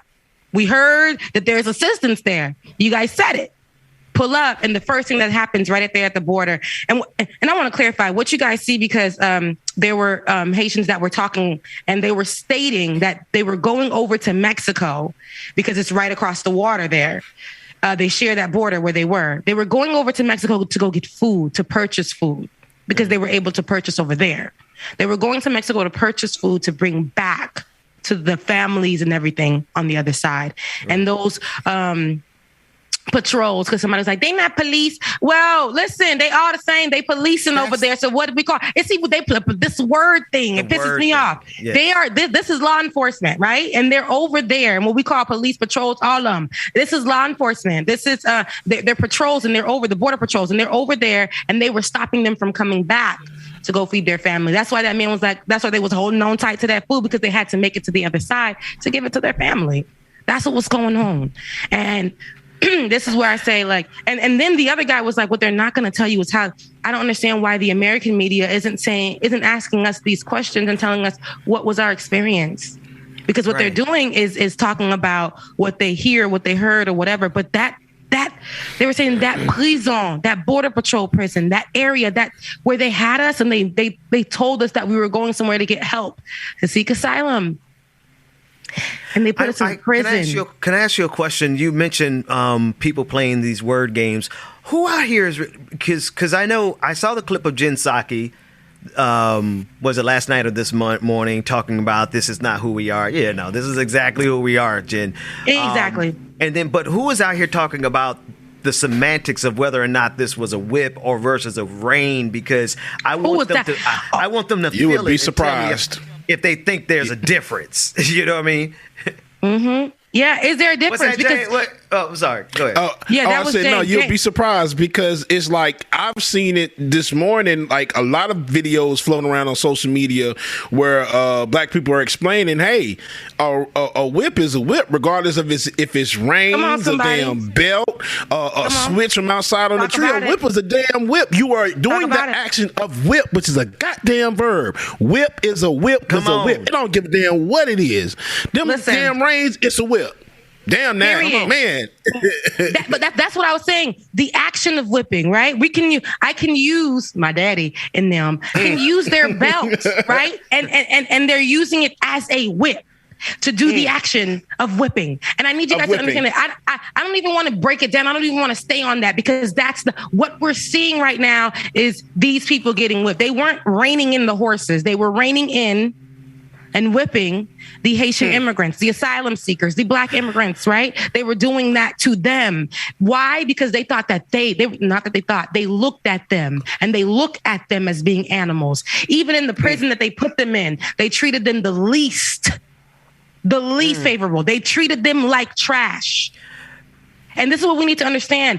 Hear what they're saying. Listen to what they're saying. When media puts them out there, don't just put the little parts of it. I listened to what this man was saying. I'm like, these are key parts that are not being translated. I was going to say, do we have that part where this animal who is sitting on top of a horse was talking to the Haitian asylum seekers, and you could hear the evil in this man's voice, the hatred, the bigotry, and you can see how this man, who is law enforcement, using a tool to whip Black people, was spitting the energy and the vitriol of white supremacy. So when you say these Black asylum seekers are getting treated worse than anybody else, it makes sense, because if we heard, I don't know if we have that audio, but if we have that video and audio of what that animal sitting on top of the horse was saying to those asylum seekers, Rebecca, the darker your melanin count,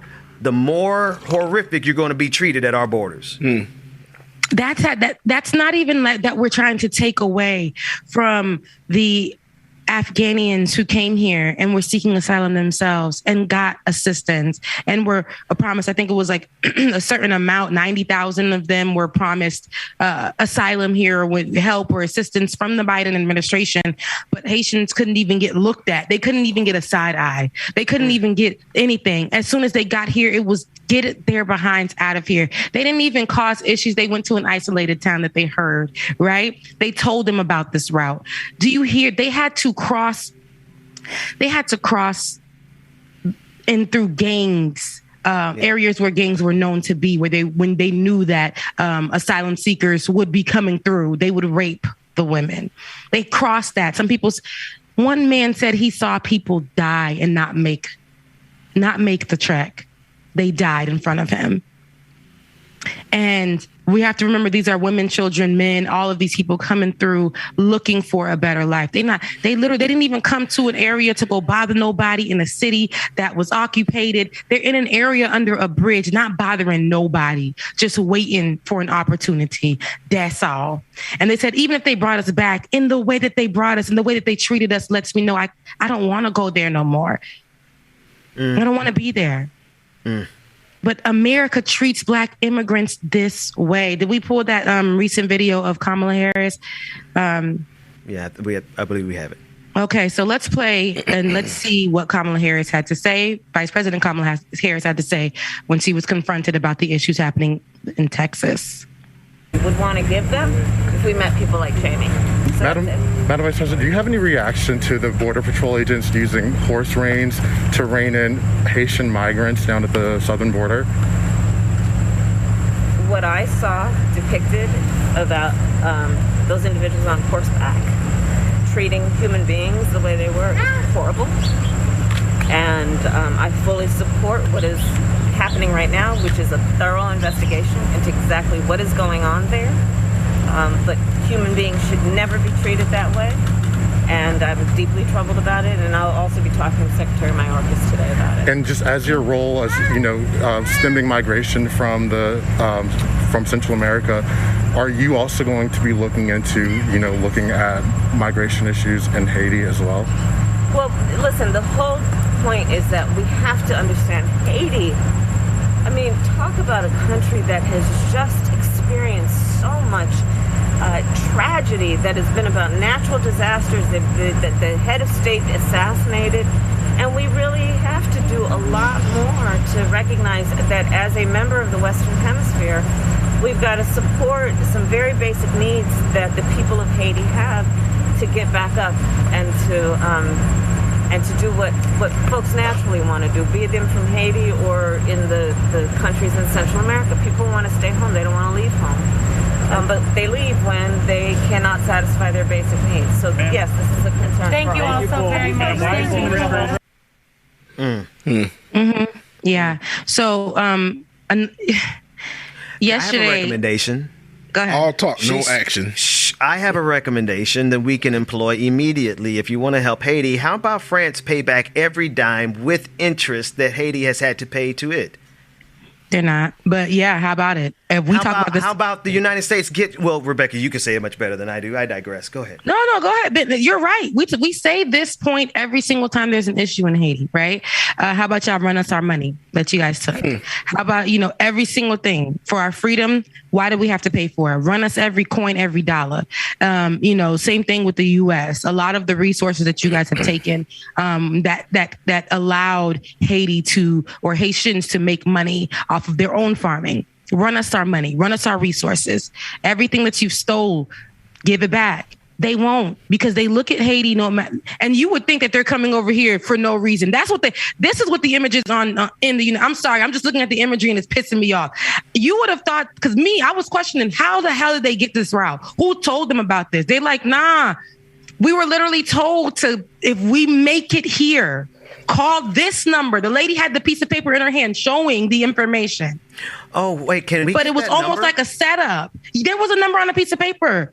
Because my father-in-law had a theory that I had not really unpacked much, but you kind of making it sound like these folks were lured to the border for exactly what we see, because this serves a political purpose, to be sure.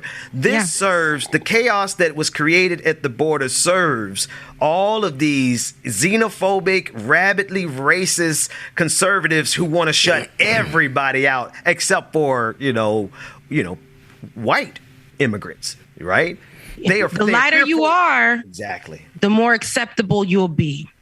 And that's where it's an issue. I don't know why they look at Haitian immigrants. And do you hear the pity? That's what I'm like, don't do that, Kamala. Because we ain't heard from you in ages.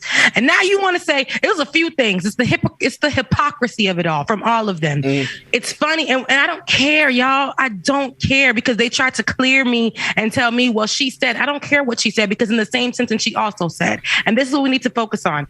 Kamala and both the mouthpiece of the Biden administration, Jen Psaki, which we know this is coming from Biden, because if he isn't saying anything and these people are being the performative acts for his mouth, then we need to really take this as Biden's word. Oh, absolutely. No question. Jen Psaki speaks for the president. Period. And so does Vice President Kamala Harris. We see what's going on here. This is his administration, and we see the representation. That means exactly what he's saying. And this is who we put in office, right? So Kamala Harris sat there and said, in her little annoyance, whatever, like, oh, y'all, I said what I said. Now, another question, she said, they're going through so much over there. No, first she said, that is unacceptable what we saw, and we're going to go through an investigation. If you guys know what you saw was unacceptable, if you guys knew that is no way to treat, that's what she said, that's no way to treat people, why do you need an investigation into what you saw? What, to clarify? Okay, whatever. But what you saw, I need people to speak and speak clearly. What we saw is unacceptable. Yeah. They were using their reins as whips on the Black immigrants, and that's what we do not do. If that's what you said, America's not like that. That's what we should not be doing, is that. Now, we need to take those immigrants. We're going to go there, take those immigrants and figure out where we're going to put them. That's the investigation I want to hear about, not the further investigation on if they were, how they were, because that's America. We saw how America did that and asked for more proof after we saw a police officer have put his knee on the neck of George Floyd. And they needed more evidence. And they needed more evidence and needed to investigate it a little bit more, although it was on video, not even a photo, video, so we can actually see what was going on. But no matter how much proof they have, they're still going to need some time to draw up some BS law, right? To draw up some BS law to say this is why they can't come here, because it is illegal. But why wasn't it illegal for the others, for the other people, for the other race of people that came? Why? But for some reason, you guys find some law and make it fit so that it could be illegal. Now, Kamala Harris also said You know, and this is what they'll do. They'll put that pity on and act like these people, they're running from what's going on. We know why they're coming, because yes, they are struggling with everything that's happening. But you think that they will go there for no reason, like they weren't told to go there? Somebody told these people there's assistance there. That's why they made that trek. Nobody's going to make that trek for no reason and think that is just, oh, we'll just take a chance. No, they literally were waiting because they thought that this was part of, if they made it there, utilize the information that they got. They said that those people told them they were going to feed them. They told them that they're going to assist them. They're going to take them somewhere so that they can get paperwork done. Can we unpack that a little bit? Because wow. And, go ahead, and I want to ask a question about that as well too, because I did read a story, and I know somebody else asked this as well too. A lot of people are asking, how did they get here? So I know that not everyone there at the border is from, let's say, came directly from Port-au-Prince, correct? I know. Yeah, I read a story that a few of them, a lot of people are migrating from Chile and somewhere else. Other Latin American countries. It's Haitians that are migrating from other Latin American countries too. And it's majority Haitians there because they've all had, somebody said, so if you do this, there was, and I'm trying to remember the interview it was, because we played a clip of it, but as B-roll. And when I find it, or I can post it up on Twitter or Instagram. But the man had the card in his hand, and he was showing I'm not dumb. This is what they gave me. This is what they gave me. This is the information they gave me. They said call this number last week. Right. And Rebecca, what is last week? Go ahead, James. I'm sorry, man. What is the reason that they're leaving? I know you said earlier, like one reason is, and I think I even saw in the story that I read too, was because of them having problems finding a lot of jobs there. Jobs? Of course. That ain't even, listen.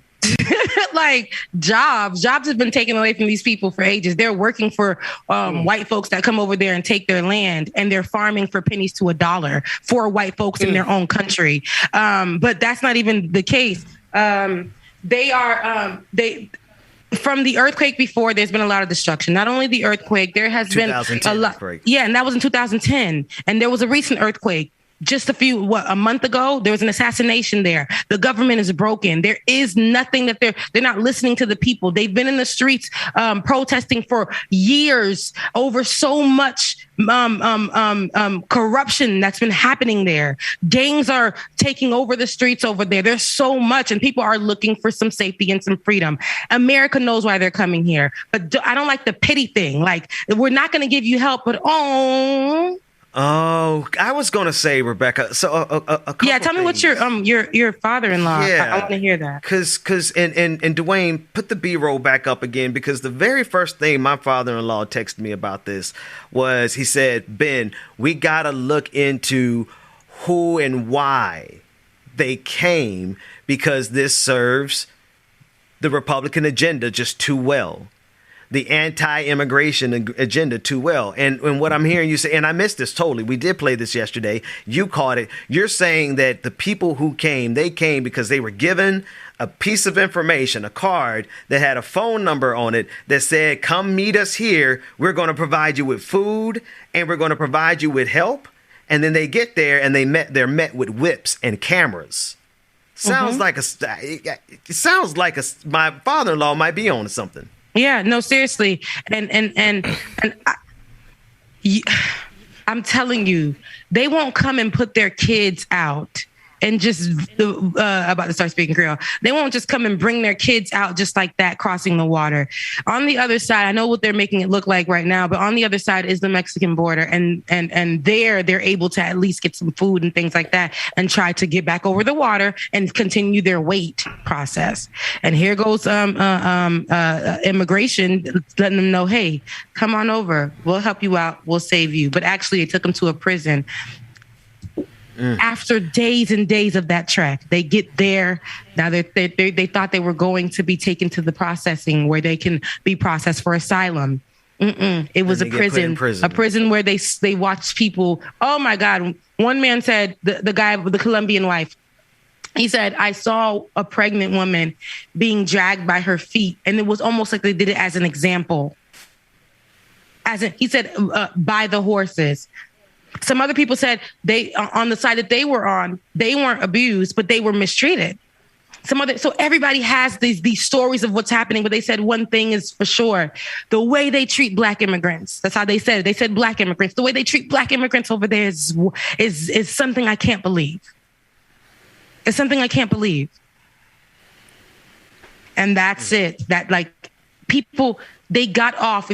There's footage of them getting off of the deportation plane into Haiti, and they are screaming. You know how we saw that video of Afghanians trying to hop onto the plane as it took off to get here. Remember? We saw those videos. Now, Haitians were doing the same thing. As soon as they got off, they were trying to get back on the plane.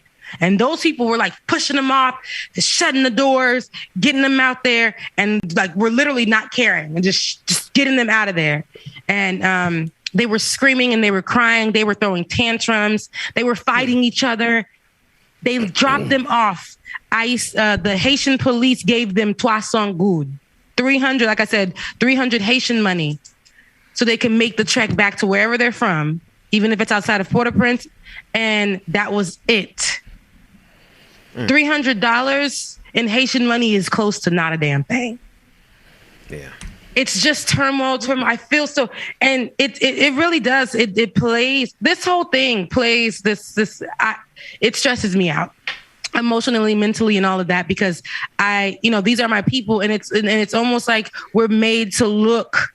One day they're calling us resilient, the next they're calling us needy, right? They're calling us épaves. Like she said they dropped us back out here like we have no family. The truth is, I'm from here. I do got family. One thing Haitians say the uttermost disrespect is when you treat me like I have no family. That is the utmost. That's the biggest disrespect to a Haitian. Like you treat me like I have family. Comme c'est un petit cap mande pour pain à café. Cap crier pour pain à café. It's like how I just said. It's like I'm a child who's crying for peanut butter and coffee or peanut butter and bread, which is, Haitian, like a popular Haitian food that they'll eat in the morning. Like I'm a child who's crying for that. I'm not. I just need a better life. I'm not crying. That's why Haitians, when the earthquake happened, they're like, listen, when it comes to food, we got that. We good. We need tents. We need first aid kits. We need these things. Stop treating us like that. That's one thing that we're not. And that's what American media likes to do. What we see here is an immigration issue. And that's the conversation. Black immigrants in America are not treated at all with any respect. We see this, and sometimes we don't see it because the media won't cover it. If you ask an African immigrant what their experience was as they came here, they'll let you know. If you ask Caribbean immigrants, and like I said, I highlight these Haitians because they have the worst out of the experience. If you ask a Caribbean immigrant, they'll let you know how their experience was. Nothing was smooth, nothing at all. Even if you did every single thing that was told to you, you will always be treated less than. And that, to me, is the history in this country. The blacker, darker your skin, that is exactly how you will be treated, like you are less than. Rebecca, let me give you an update that James just put me on the trail of. While we were live, the Associated Press announced 42 minutes ago, so this is how recent it is, that according to the Associated Press, many Haitian migrants camped, and I want to be sure that these are not migrants, these are asylum seekers. Language matters here. They have the right to come to our border to seek asylum. Right. So many Haitian asylum seekers camped in a small Texas border town are being released in the United States. Two U.S. officials said, undercutting the Biden administration's public statements that the thousands in the camp faced immediate expulsion. Haitians have been freed on a very, very large scale in recent days, according to one U.S. official who put the figure in the thousands. The official, who has direct knowledge of operations, was not authorized to discuss the matter Tuesday. And he spoke on the conditions of anonymity. That's a really loaded headline and story. The language suggests something other than victory. This is not a victory from the language I'm getting from this article, but that's the most recent update that was. They're saying that they freed thousands of them here in the U.S. That's what they are. And to be sure, in this is an anonymous source who wants to speak under the conditions of anonymity. That's fine, because I can speak to that. Yesterday, the Haitian Times actually reported that some asylum seekers, and this is to be clear, I get what they're trying to say, but to put the numbers in the thousands, I'm not sure.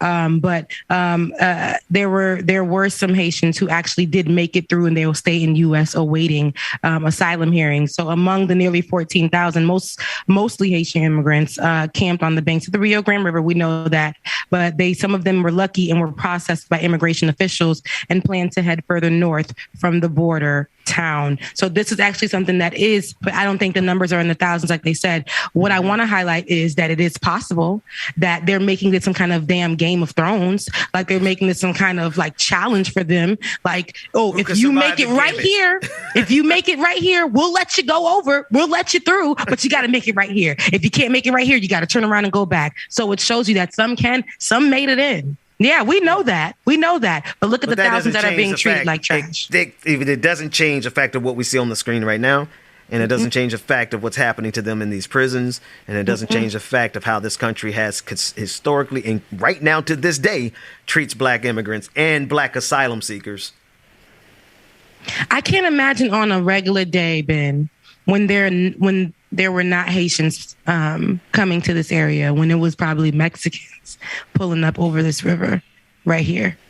And these CBP, the Border Patrol officers, were treating them without the media looking. Like, probably, who knows what happens. We know that in these immigration camps. You're saying when the cameras aren't rolling? In this particular area, I'm pretty sure there have been other people who tried to make this trek as well, over from Mexico. We know how Mexicans are treated, right? We do. We know exactly how Mexicans are treated here in this country. Like I said, the darker you are on the spectrum, the worse you'll get the treatment. We have different programs that, even though they say that they're for everybody, they're not. I don't hear why doesn't DACA apply to Haitians? Yes, you may tell me that it does, but why doesn't it apply to Haitians? I'm telling you, you can ask any Haitians and they're going to say the process for me, they're going to tell me it doesn't work. So they created TPS. When you hear TPS, you know, Haitians are all talking about TPS. I never heard one Haitian talk about DACA in my life. Now, the TPS process that was supposed to be extended, now they're putting in fine print at the bottom in small font, saying if you didn't come here on a certain time, it don't work for you. It's always going to be a challenge. Which is why this seems so much more like a setup that we're running up at the end of the hour. We got to talk about this a little bit more. We're going to go over to the after party because everything about this just smells like the perfect opportunity to create what you see on the screen right here. And what you're saying is confirming all those suspicions, but we're going to unpack that more. Patreon.com/like it or not to get access to the after party. We're headed over there. James is here on his day off. Rebecca, I drug that man out of his bed, and I'm leaving after this because y'all ain't gonna talk me to death today.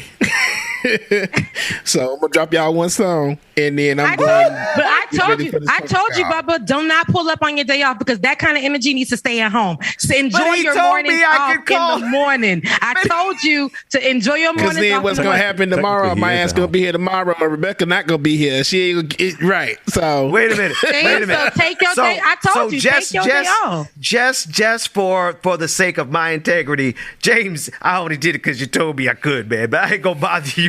I should have known that. Do it right. Didn't I tell you that from the text? Didn't I tell you that from the text? I said, hey, y'all can talk all y'all talk, but on my day off, I'm gonna be asleep on the mountain or doing something that works for me.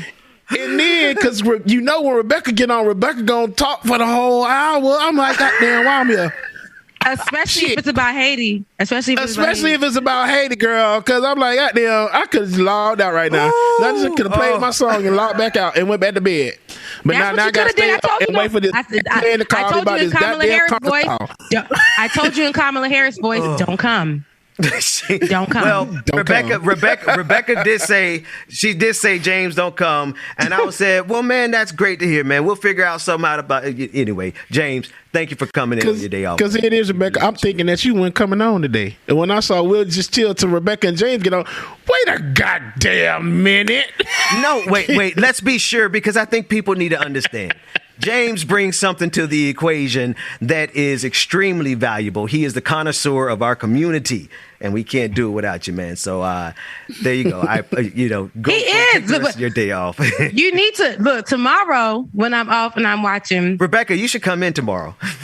No, I'm not. So, but tomorrow, and I'm not even off for the day. I'm only off for the morning, so I need that. But tomorrow, you know what? I'm gonna send you a Haitian song to play in the after party, since we can't, because the Haitian songs I listen to, they privy now. They got on to licensing their music. So, damn. Okay. I'm gonna go ahead and send it to you so we can play it in the after show. Okay. Okay. That's it, James.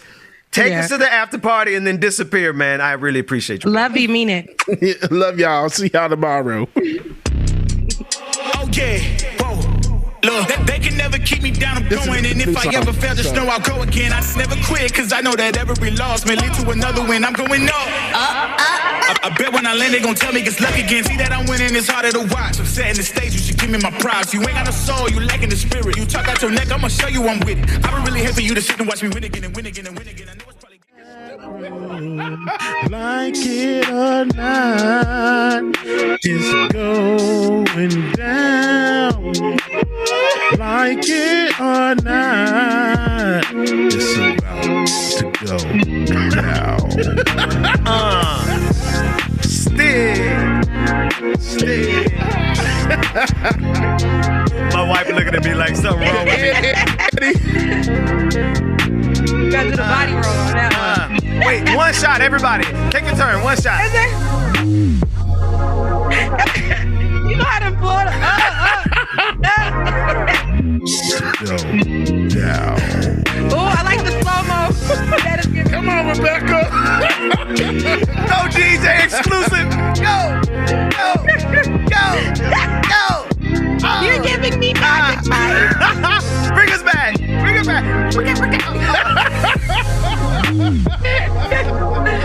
Now listen. The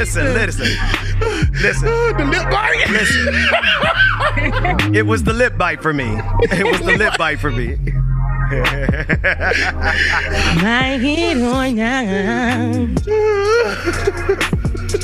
Listen. Man. Y'all gonna let it. We gonna be us at the end of the day, Sway. We gonna be us. We gonna be us. I thought all that shit, and I'm still here. Look, I'm the one that lured you in to come back. Like, why would you go? Like, I get it. It's a lot of talking going on, but at the end of the day, you said that you don't even have nothing to do. You're the one that offered yourself to come. As a living sacrifice, because I was like, man, James, that's the coolest thing you did, man, for me. He was like, Ben, listen, man, if you ever need me on a Wednesday, I don't be doing nothing. Just let me know. And then I woke up. Oh, he said that. But remember how that message went though. It was like, if you need it, and I was like, let me clarify. Were my places in this? Because I know Bubba is saying that he's available. Bubba was just like, y'all, if y'all ever need me, I'm here. I don't be doing nothing. And I'm looking like, well, me in my house, we will not be there. So Bubba has to say. Now Bubba want to act like he ain't never say that, and I don't like that. I don't know what y'all talk about. So in this case, James, I wasn't about to bear this one because then I sound like I wasn't going to bear this one by myself because then I sound like a bad boss. Like I don't let people take their days off. But I just felt I was like, man, you do. I felt like I was like, man, you know what? In the time of crisis, I can call on my friend James to come and hop in and liven up the party. Because boy, let me tell you, man. I was in some kind of zone earlier in this episode talking about those stories, and then you jumped in with good morning. So, man, thank you. I appreciate the offer, but I will not call you back in on your day off ever again. Yo, my skin is popping. I'll be here. It is. My skin is really popping, and I didn't even really try today, but my skin is popping. David said lies. David, because David I know the truth too. David lies. Dwayne know two lies. Oh man. Look at I had to drag Dwayne in this morning, and I almost was gonna be like, David, can you handle today? Why you saying that, Dwayne? The answer this time would have been no. Because David too. David talking about some he passed out. David talking about some not David. David said he's going to be passing out after this. So what's wrong with y'all today? I don't like that Wednesday energy. We're at Wednesday. We're midweek. We're hump day. They are overworked. They are overworked and underpaid. Yes. And they're giving, not even their that. best. I just was tired this morning, boss. That's it. That's all. That's it. I wrote a whole song last night. A whole song. Like I made the beat and had to write lyrics. And wait a minute. Hold on, DJ. I'm about to say. Did you made the beat? No, that's from the season 2 site that we. Yeah. Oh, okay. Because I'm about to say, boy, you made that beat. If I did make that beat, well, I'd be getting paid for all of us. Hey, James did the what did you underground say? version. What was the lyrics on me? You said Rebecca is coming with a story. You said Benjamin is coming through. You know she got a story for us. The shade of it all. It was shade. Listen, got a story. Wait. I gotta vouch for my sister because she did something in that Haitian segment. Now she talked so much that I didn't get a chance to compliment her on it. But Rebecca Azor, when you pivoted from your hair versus your weave to the semantic games that the propaganda machine in this country is playing, I have to say, wow, it was magnificent. Thank you so much. Yeah. Thank you. God, we got to get to this story, but I don't know how we're going to get to it after I told y'all my weave was on the floor. Let's figure it out. You did that on the fly. I did that on the fly. But here's my auntie joke. Okay. Oh, boy. So, yeah, I know. If you no, hold on, I got gonna be good. I got that right. This is supposed to be right. Say it in Creole. Say it in Creole. Okay. Get comfortable. I was in the choir and I had a friend who couldn't sing. And we know his name was Sam. And I said, you really can't sing. But then on Sunday morning, he took the mic and you know what he did? Oh, Sam sung.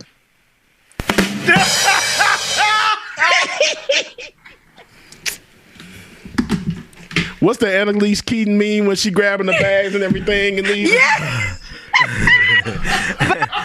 No, actually, Rebecca, I have to say, on a scale of 4 dad jokes, yeah, that's up there with the best. Rebecca, you just got to make sure you keep your day job. And it's a good thing you good at singing because it took way too long to get to that doggone joke. Right? I didn't know. Like, I know that when I saw it, it was 3 sentences, but I don't remember those sentences. I mad that Sam song. Yeah, I'm sorry. Yeah. I'm sorry. It was the setup. The setup left a lot to be desired, but the punchline, the delivery, it was good. I liked it. Okay. Yeah, my bad. You get 4 dad jokes right there. That's a 4. Okay. Yeah, right. four cornholes. Okay. Yeah, Ben, is that a joke? Because I don't get it. 4 cornholes. You're about to get it. Run the clip. It's a second. Because I need the people to understand. Run the clip of cornhole Karen, because Rebecca was not. And just listen to the fact that she has the game in her backyard.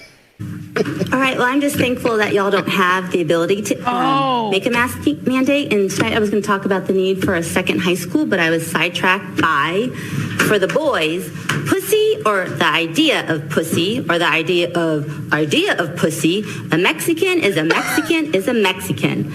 Take her out back, we boys figured, then hand on the titties. Put it in her coin box, put it in her cornhole, grab a hold of that braid, rub that calico. You can find that on page 39 of the book called Out of Darkness, which you can find at Hudson Bend Middle School and Bee Cave Middle School. All right, not gonna lie, I had to Google cornhole because I have the game in the back of my yard. But according to Wikipedia, cornhole is a sexualist slang vulgarism for anus. The term came into the use in the 1910s in the United States as verb form to cornhole, which came into usage in the 1930s, means to have anal sex.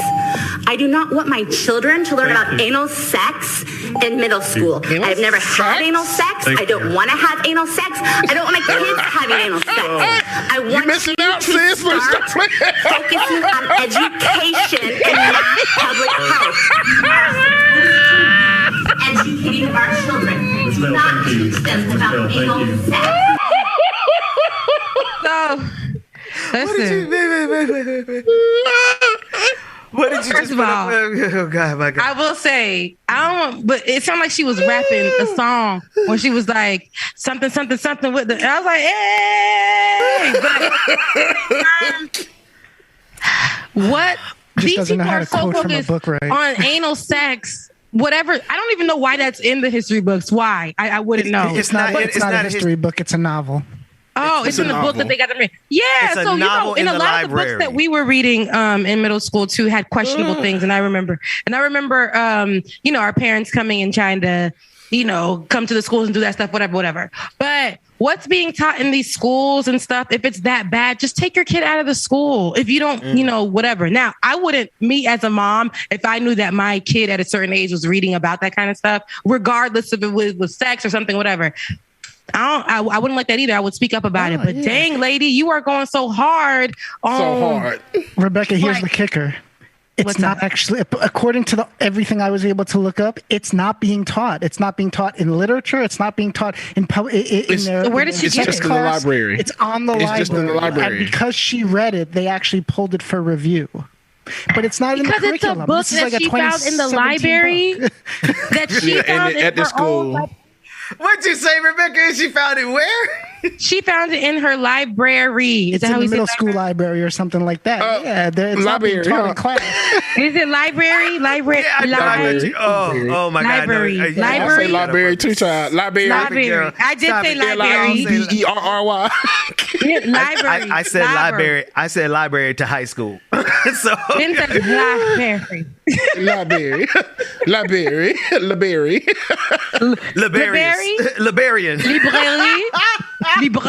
I don't know. But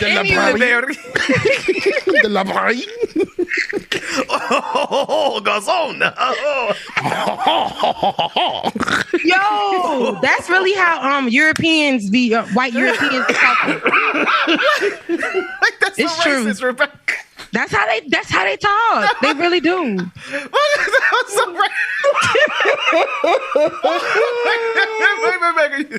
Okay. Back to the cornhole situation. But what is cornhole? And just because she read that in a book on her own, maybe she was turned on, and you saw she continued smiling. to read. She continued to read in the backyard. That's what she said. She didn't even realize what she did. Literally put her back on the screen because I need people to understand it's not us. We're not engaging in this schadenfreude simply because we got nothing better to do. This is what the algorithm has offered us, y'all. Go ahead. And somebody brought up a good point in the chat room. What the hell was she doing in the school library anyway? Library. I don't like when they wear those shoes either because the heels be hanging off the back and then it be black. Why she look like And then in this the same student council place that the other person was at when the chick was sitting in the back laughing at the teen, the kid that was up there on the podium. Yeah. What the hell? Where's this in Texas? That's such a great observation. That is such a great observation, James Bubba Williams. There is issues happening in this area. What part of town is this? Wait. Now, wait a minute.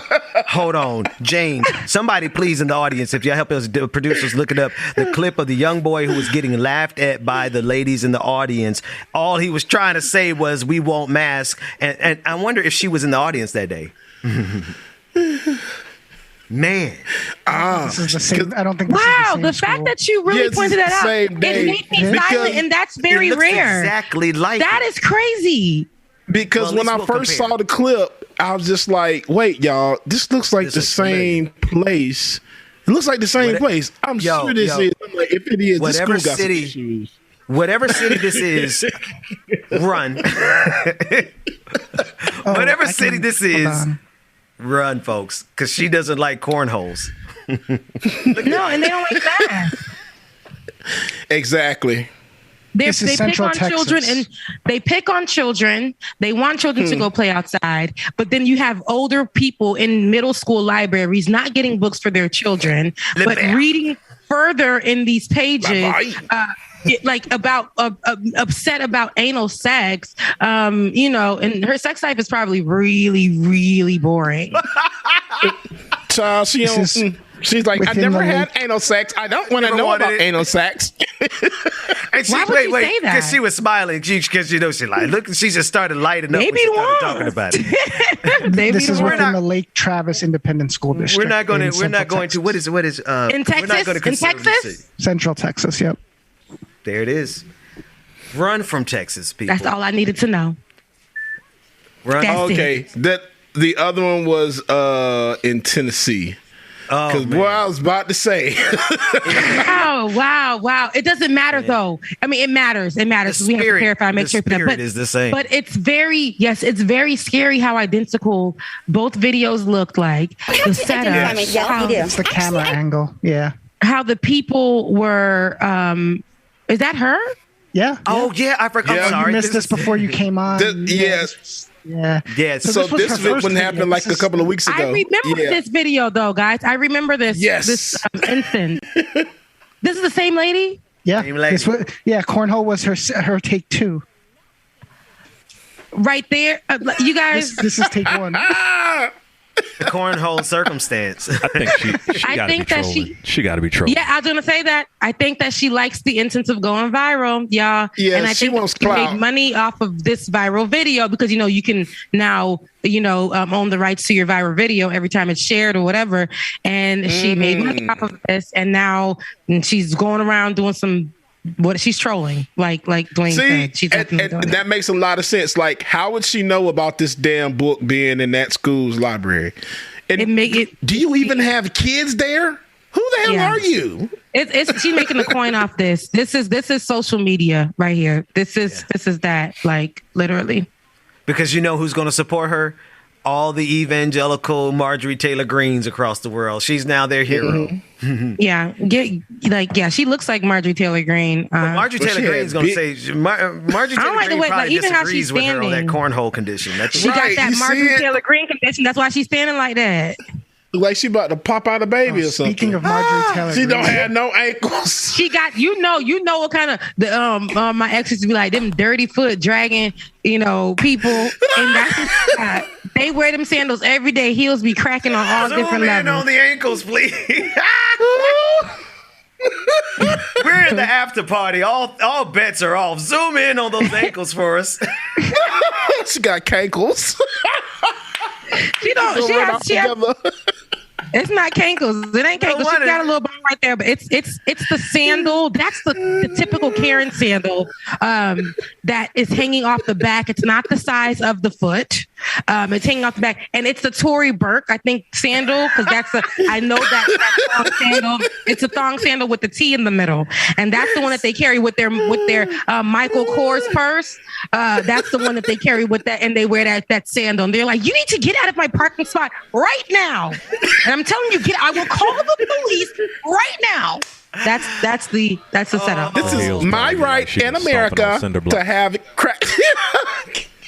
Wait. What was that, Dwayne? I said her heels probably look like she been stomping on cinder blocks. She done lost a fight with some mason bricks.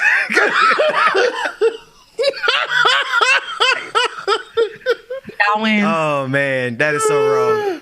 That is so wrong of us. We're going to hell, y'all. But I ain't going with y'all. I'm laughing my ass off. Oh my god! I ain't going with y'all.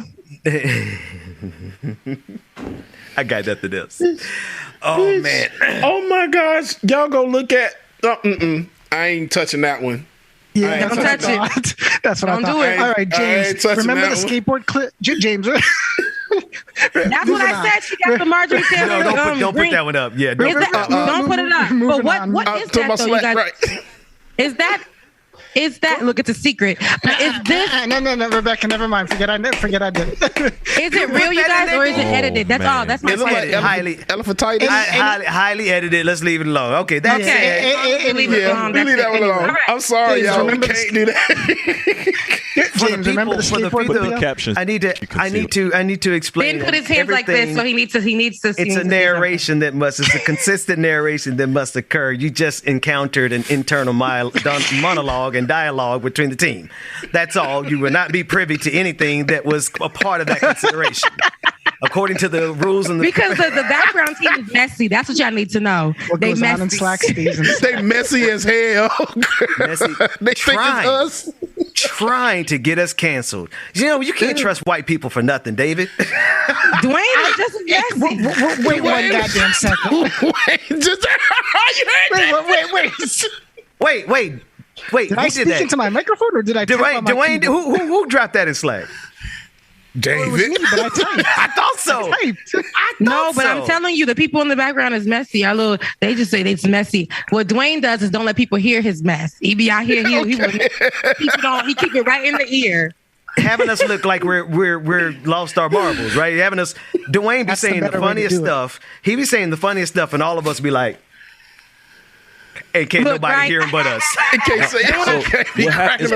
because when I watch it back, I'm looking like there's a whole silent moment, and then we're like, it's because I mute my mic, and then if I open my mic, I got to remember to close it back because some stuff that I tell y'all, I don't want everybody to hear. Right. So sometimes it's for the family. Back up, and that's cold though. And I'm gonna tell you because when stuff happens in between us, I know sometimes I be running my mouth, but that sometimes when I run my mouth, it's for if I say something on air, it's usually because I want it to be heard. But but when it comes from anything internal, I think that we do a good job of keeping things a bit internal. But if I say it on air, just know I don't. I mean, because now I know you guys, and I know y'all a little bit. But I do love the fact that every now and then on any number of our episodes, you can see the three of us just get quiet, tap our ears. Not me, because I don't wear the headphones. We receive our instructions. Not Rebecca. We receive our instructions from the voice of God, and then we start laughing. It's like we're on half the time he's saying something subliminal. We're receiving word. Yes. Okay. That's what we need to do. Okay. Yes. So conservatives. Okay. That. You guys both look like Secret Service for me right now. Rebecca, I hope you know that. I hope you guys are like my security team right now. She's going to be late today. Okay. Really late? Oh, how late? And then she's going to talk. She's going to talk for 45 minutes. 10:30. Yeah. Okay. Well, are we? You see what I'm talking about? You see what I'm talking about? Oh, Dr. Mac. No. See. Okay. Wait a minute. I wasn't ready. Dwayne is Return of the Mac. www.returnofthemac. Yeah. Okay. Return at the Mac. Cool. Right. Go. Okay. And then we just start laughing. Rebecca probably doesn't know. Not. Wait. And then we just start laughing. Okay. Instructions uploaded. Y'all. We're done. We're now ready. All right, y'all. We'll be back right after this break. We have our assignment. James. We got no damn sense, bro. We just went to James, weren't you supposed to be gone? Look at you having fun. There's a level of irreverence I'm not able to get into without you, James. And look, Dwayne gave me an out when I went on the screen at time. I heard it, but he was like, "Nah, I'm right here." Hey, and shout out to Dwayne, because Dwayne gave him a couple of times. He said, "I'm gonna put this shot up here." It's the time for you to go ahead and make a clean getaway. He was like, "No, help y'all out in the background every now and then." Dwayne be looking out because Dwayne no boy, but the audience appreciates nowadays, Bubba got to go do something. I feel like he's hitting the blunt low key and then coming back. Rebecca, no, I don't smoke till later on in the evening. Never in the morning time. I'm positive. No, you gotta. It's early in the morning with the rising of the sun. It's this whole ass song that I wrote last night. Until the going down of the same. Like it or not, it's going down. I need you to send me that. Oh, yeah, God. That needs to be the intro. That needs to be part of the intro. But when you think about an old school voice, this is how I was telling my friend how I would sing if I had like an old school type voice. My friend was like, her friend's going to get engaged and, they're going to do He Proposed to Me by Kelly. And I said, if I was like an older woman, I would be like, he proposed to me. It's almost Fantasia. You got this accent, some kind of weirdness at the end. Yeah. He proposed with the diamond ring. yeah, like something like that. You know what I'm saying? That would be my old school. So hold on. I know this is a hard pivot, but we're running out of time. And Rebecca, you owe us something from yesterday, I believe. Oh, yes, here. You sure do. I can just drop it right now. It's really, I told you I was not the cutest kid. I had an attitude. Okay, so we have 60 seconds to do this. Dwayne, do you also have the ones from yesterday? Do you have the one from DJ Exclusive and myself? I do. Yeah. Listen, this has been I don't like you for even bringing that up, but here. This is just one photo, and I look very Bodie. Bodie? Ain't nothing wrong with that. You just look. We need all three of these side by side. Here is Rebecca Azor, looking like she was causing all kind of chaos at her church. She looked like she had a whole ass attitude. Like, what am I doing here? Why am I here? Like, how did you give your mom? Like, how did you talk back to your mom in Creole when you were little? How would that sound? Mami, quitte mon repos. Mami, non. Mami, besoin bagay pour m'boire. Mami. And I used to suck my thumb. So like, mommy, no. And then I never would eat, y'all. I wouldn't eat unless it was candy or, listen to this, a strawberry milkshake. And you think I would get it? I sure would, because I would not eat any food. I just didn't. It sounds like you held your parents hostage. I did. Milkshake. And my sister and brothers were like, why she always got to get that stuff? And they're like, leave her alone. Let her eat whatever she want to do. Y'all, I had 4. I sucked my thumb, and then I love sweets so much. So and y'all see what I be going through with my teeth. Braces some days, braces not the other days. But y'all, I had 4 silver teeth to the top. So I look like a really bad kid by the time I got to kindergarten. And B said you look like you ready to fight. She do. I have like 4 silver teeth. I like one of those kids that you had to hold like this when you went to the grocery store. But I was actually the good kid in the family, though. I was actually like the golden child. Looked but like still, you were a terror, negotiating with terrorists. Yeah. Don't touch me! Don't touch me! Don't look at me! Don't touch me! Don't touch me! That is so adorable. You gotta, for everybody who's listening, you gotta look at this video. Maybe we'll post those pictures. What's the next one? One more, 2 more. Who do you got next? For me? No, I'm not jumping anymore. No, the host. Oh. Wow. Oh. This is funny. This is hilarious. This is so funny. Like it. Here you go. Like it or not. I love it. James is at the level that Ben should be at, though. Oh. Right.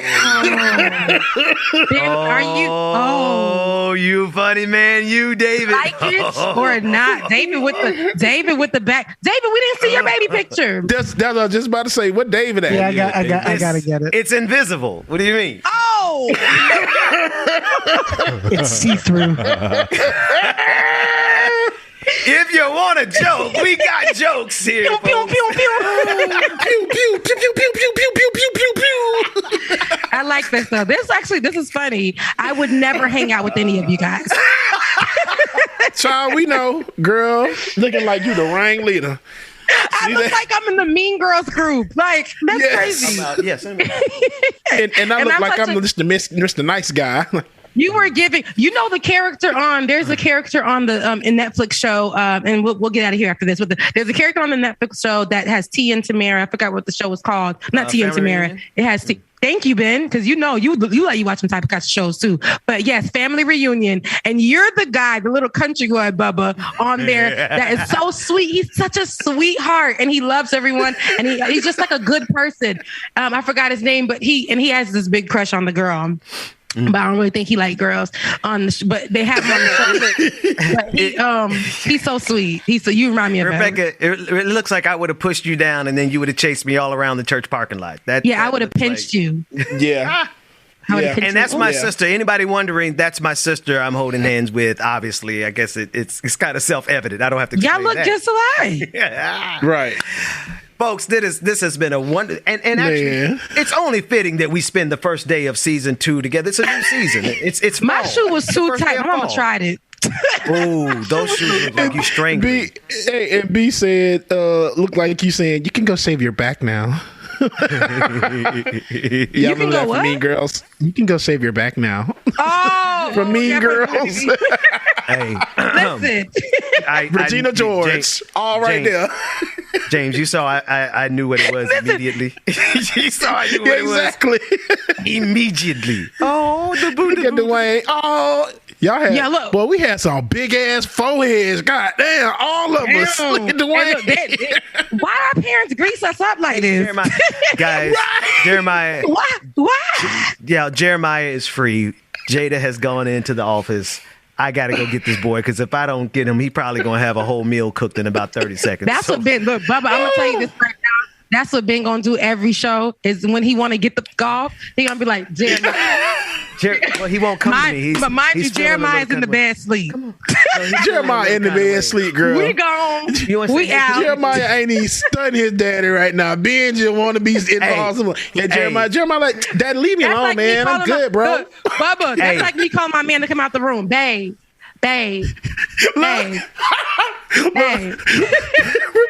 When y'all see me looking out the door, I'm telling somebody about, ain't nobody there. I'm just playing.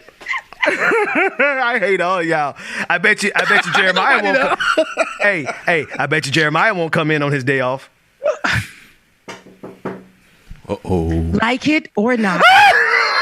I love you guys so much. It's Wednesday. I will see you. I got a job I'm about after to be this. playing country ass music all day tomorrow. You motherfucker. Bye, y'all.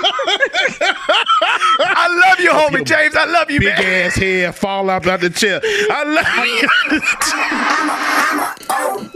Right. Know that the ride or die. I keep boys by my seat. All right, y'all. We will see y'all tomorrow. I can't stand y'all, but this is why I get up and do what I do because I love y'all so much. Rebecca and Ben too. Dwayne, David, all of y'all.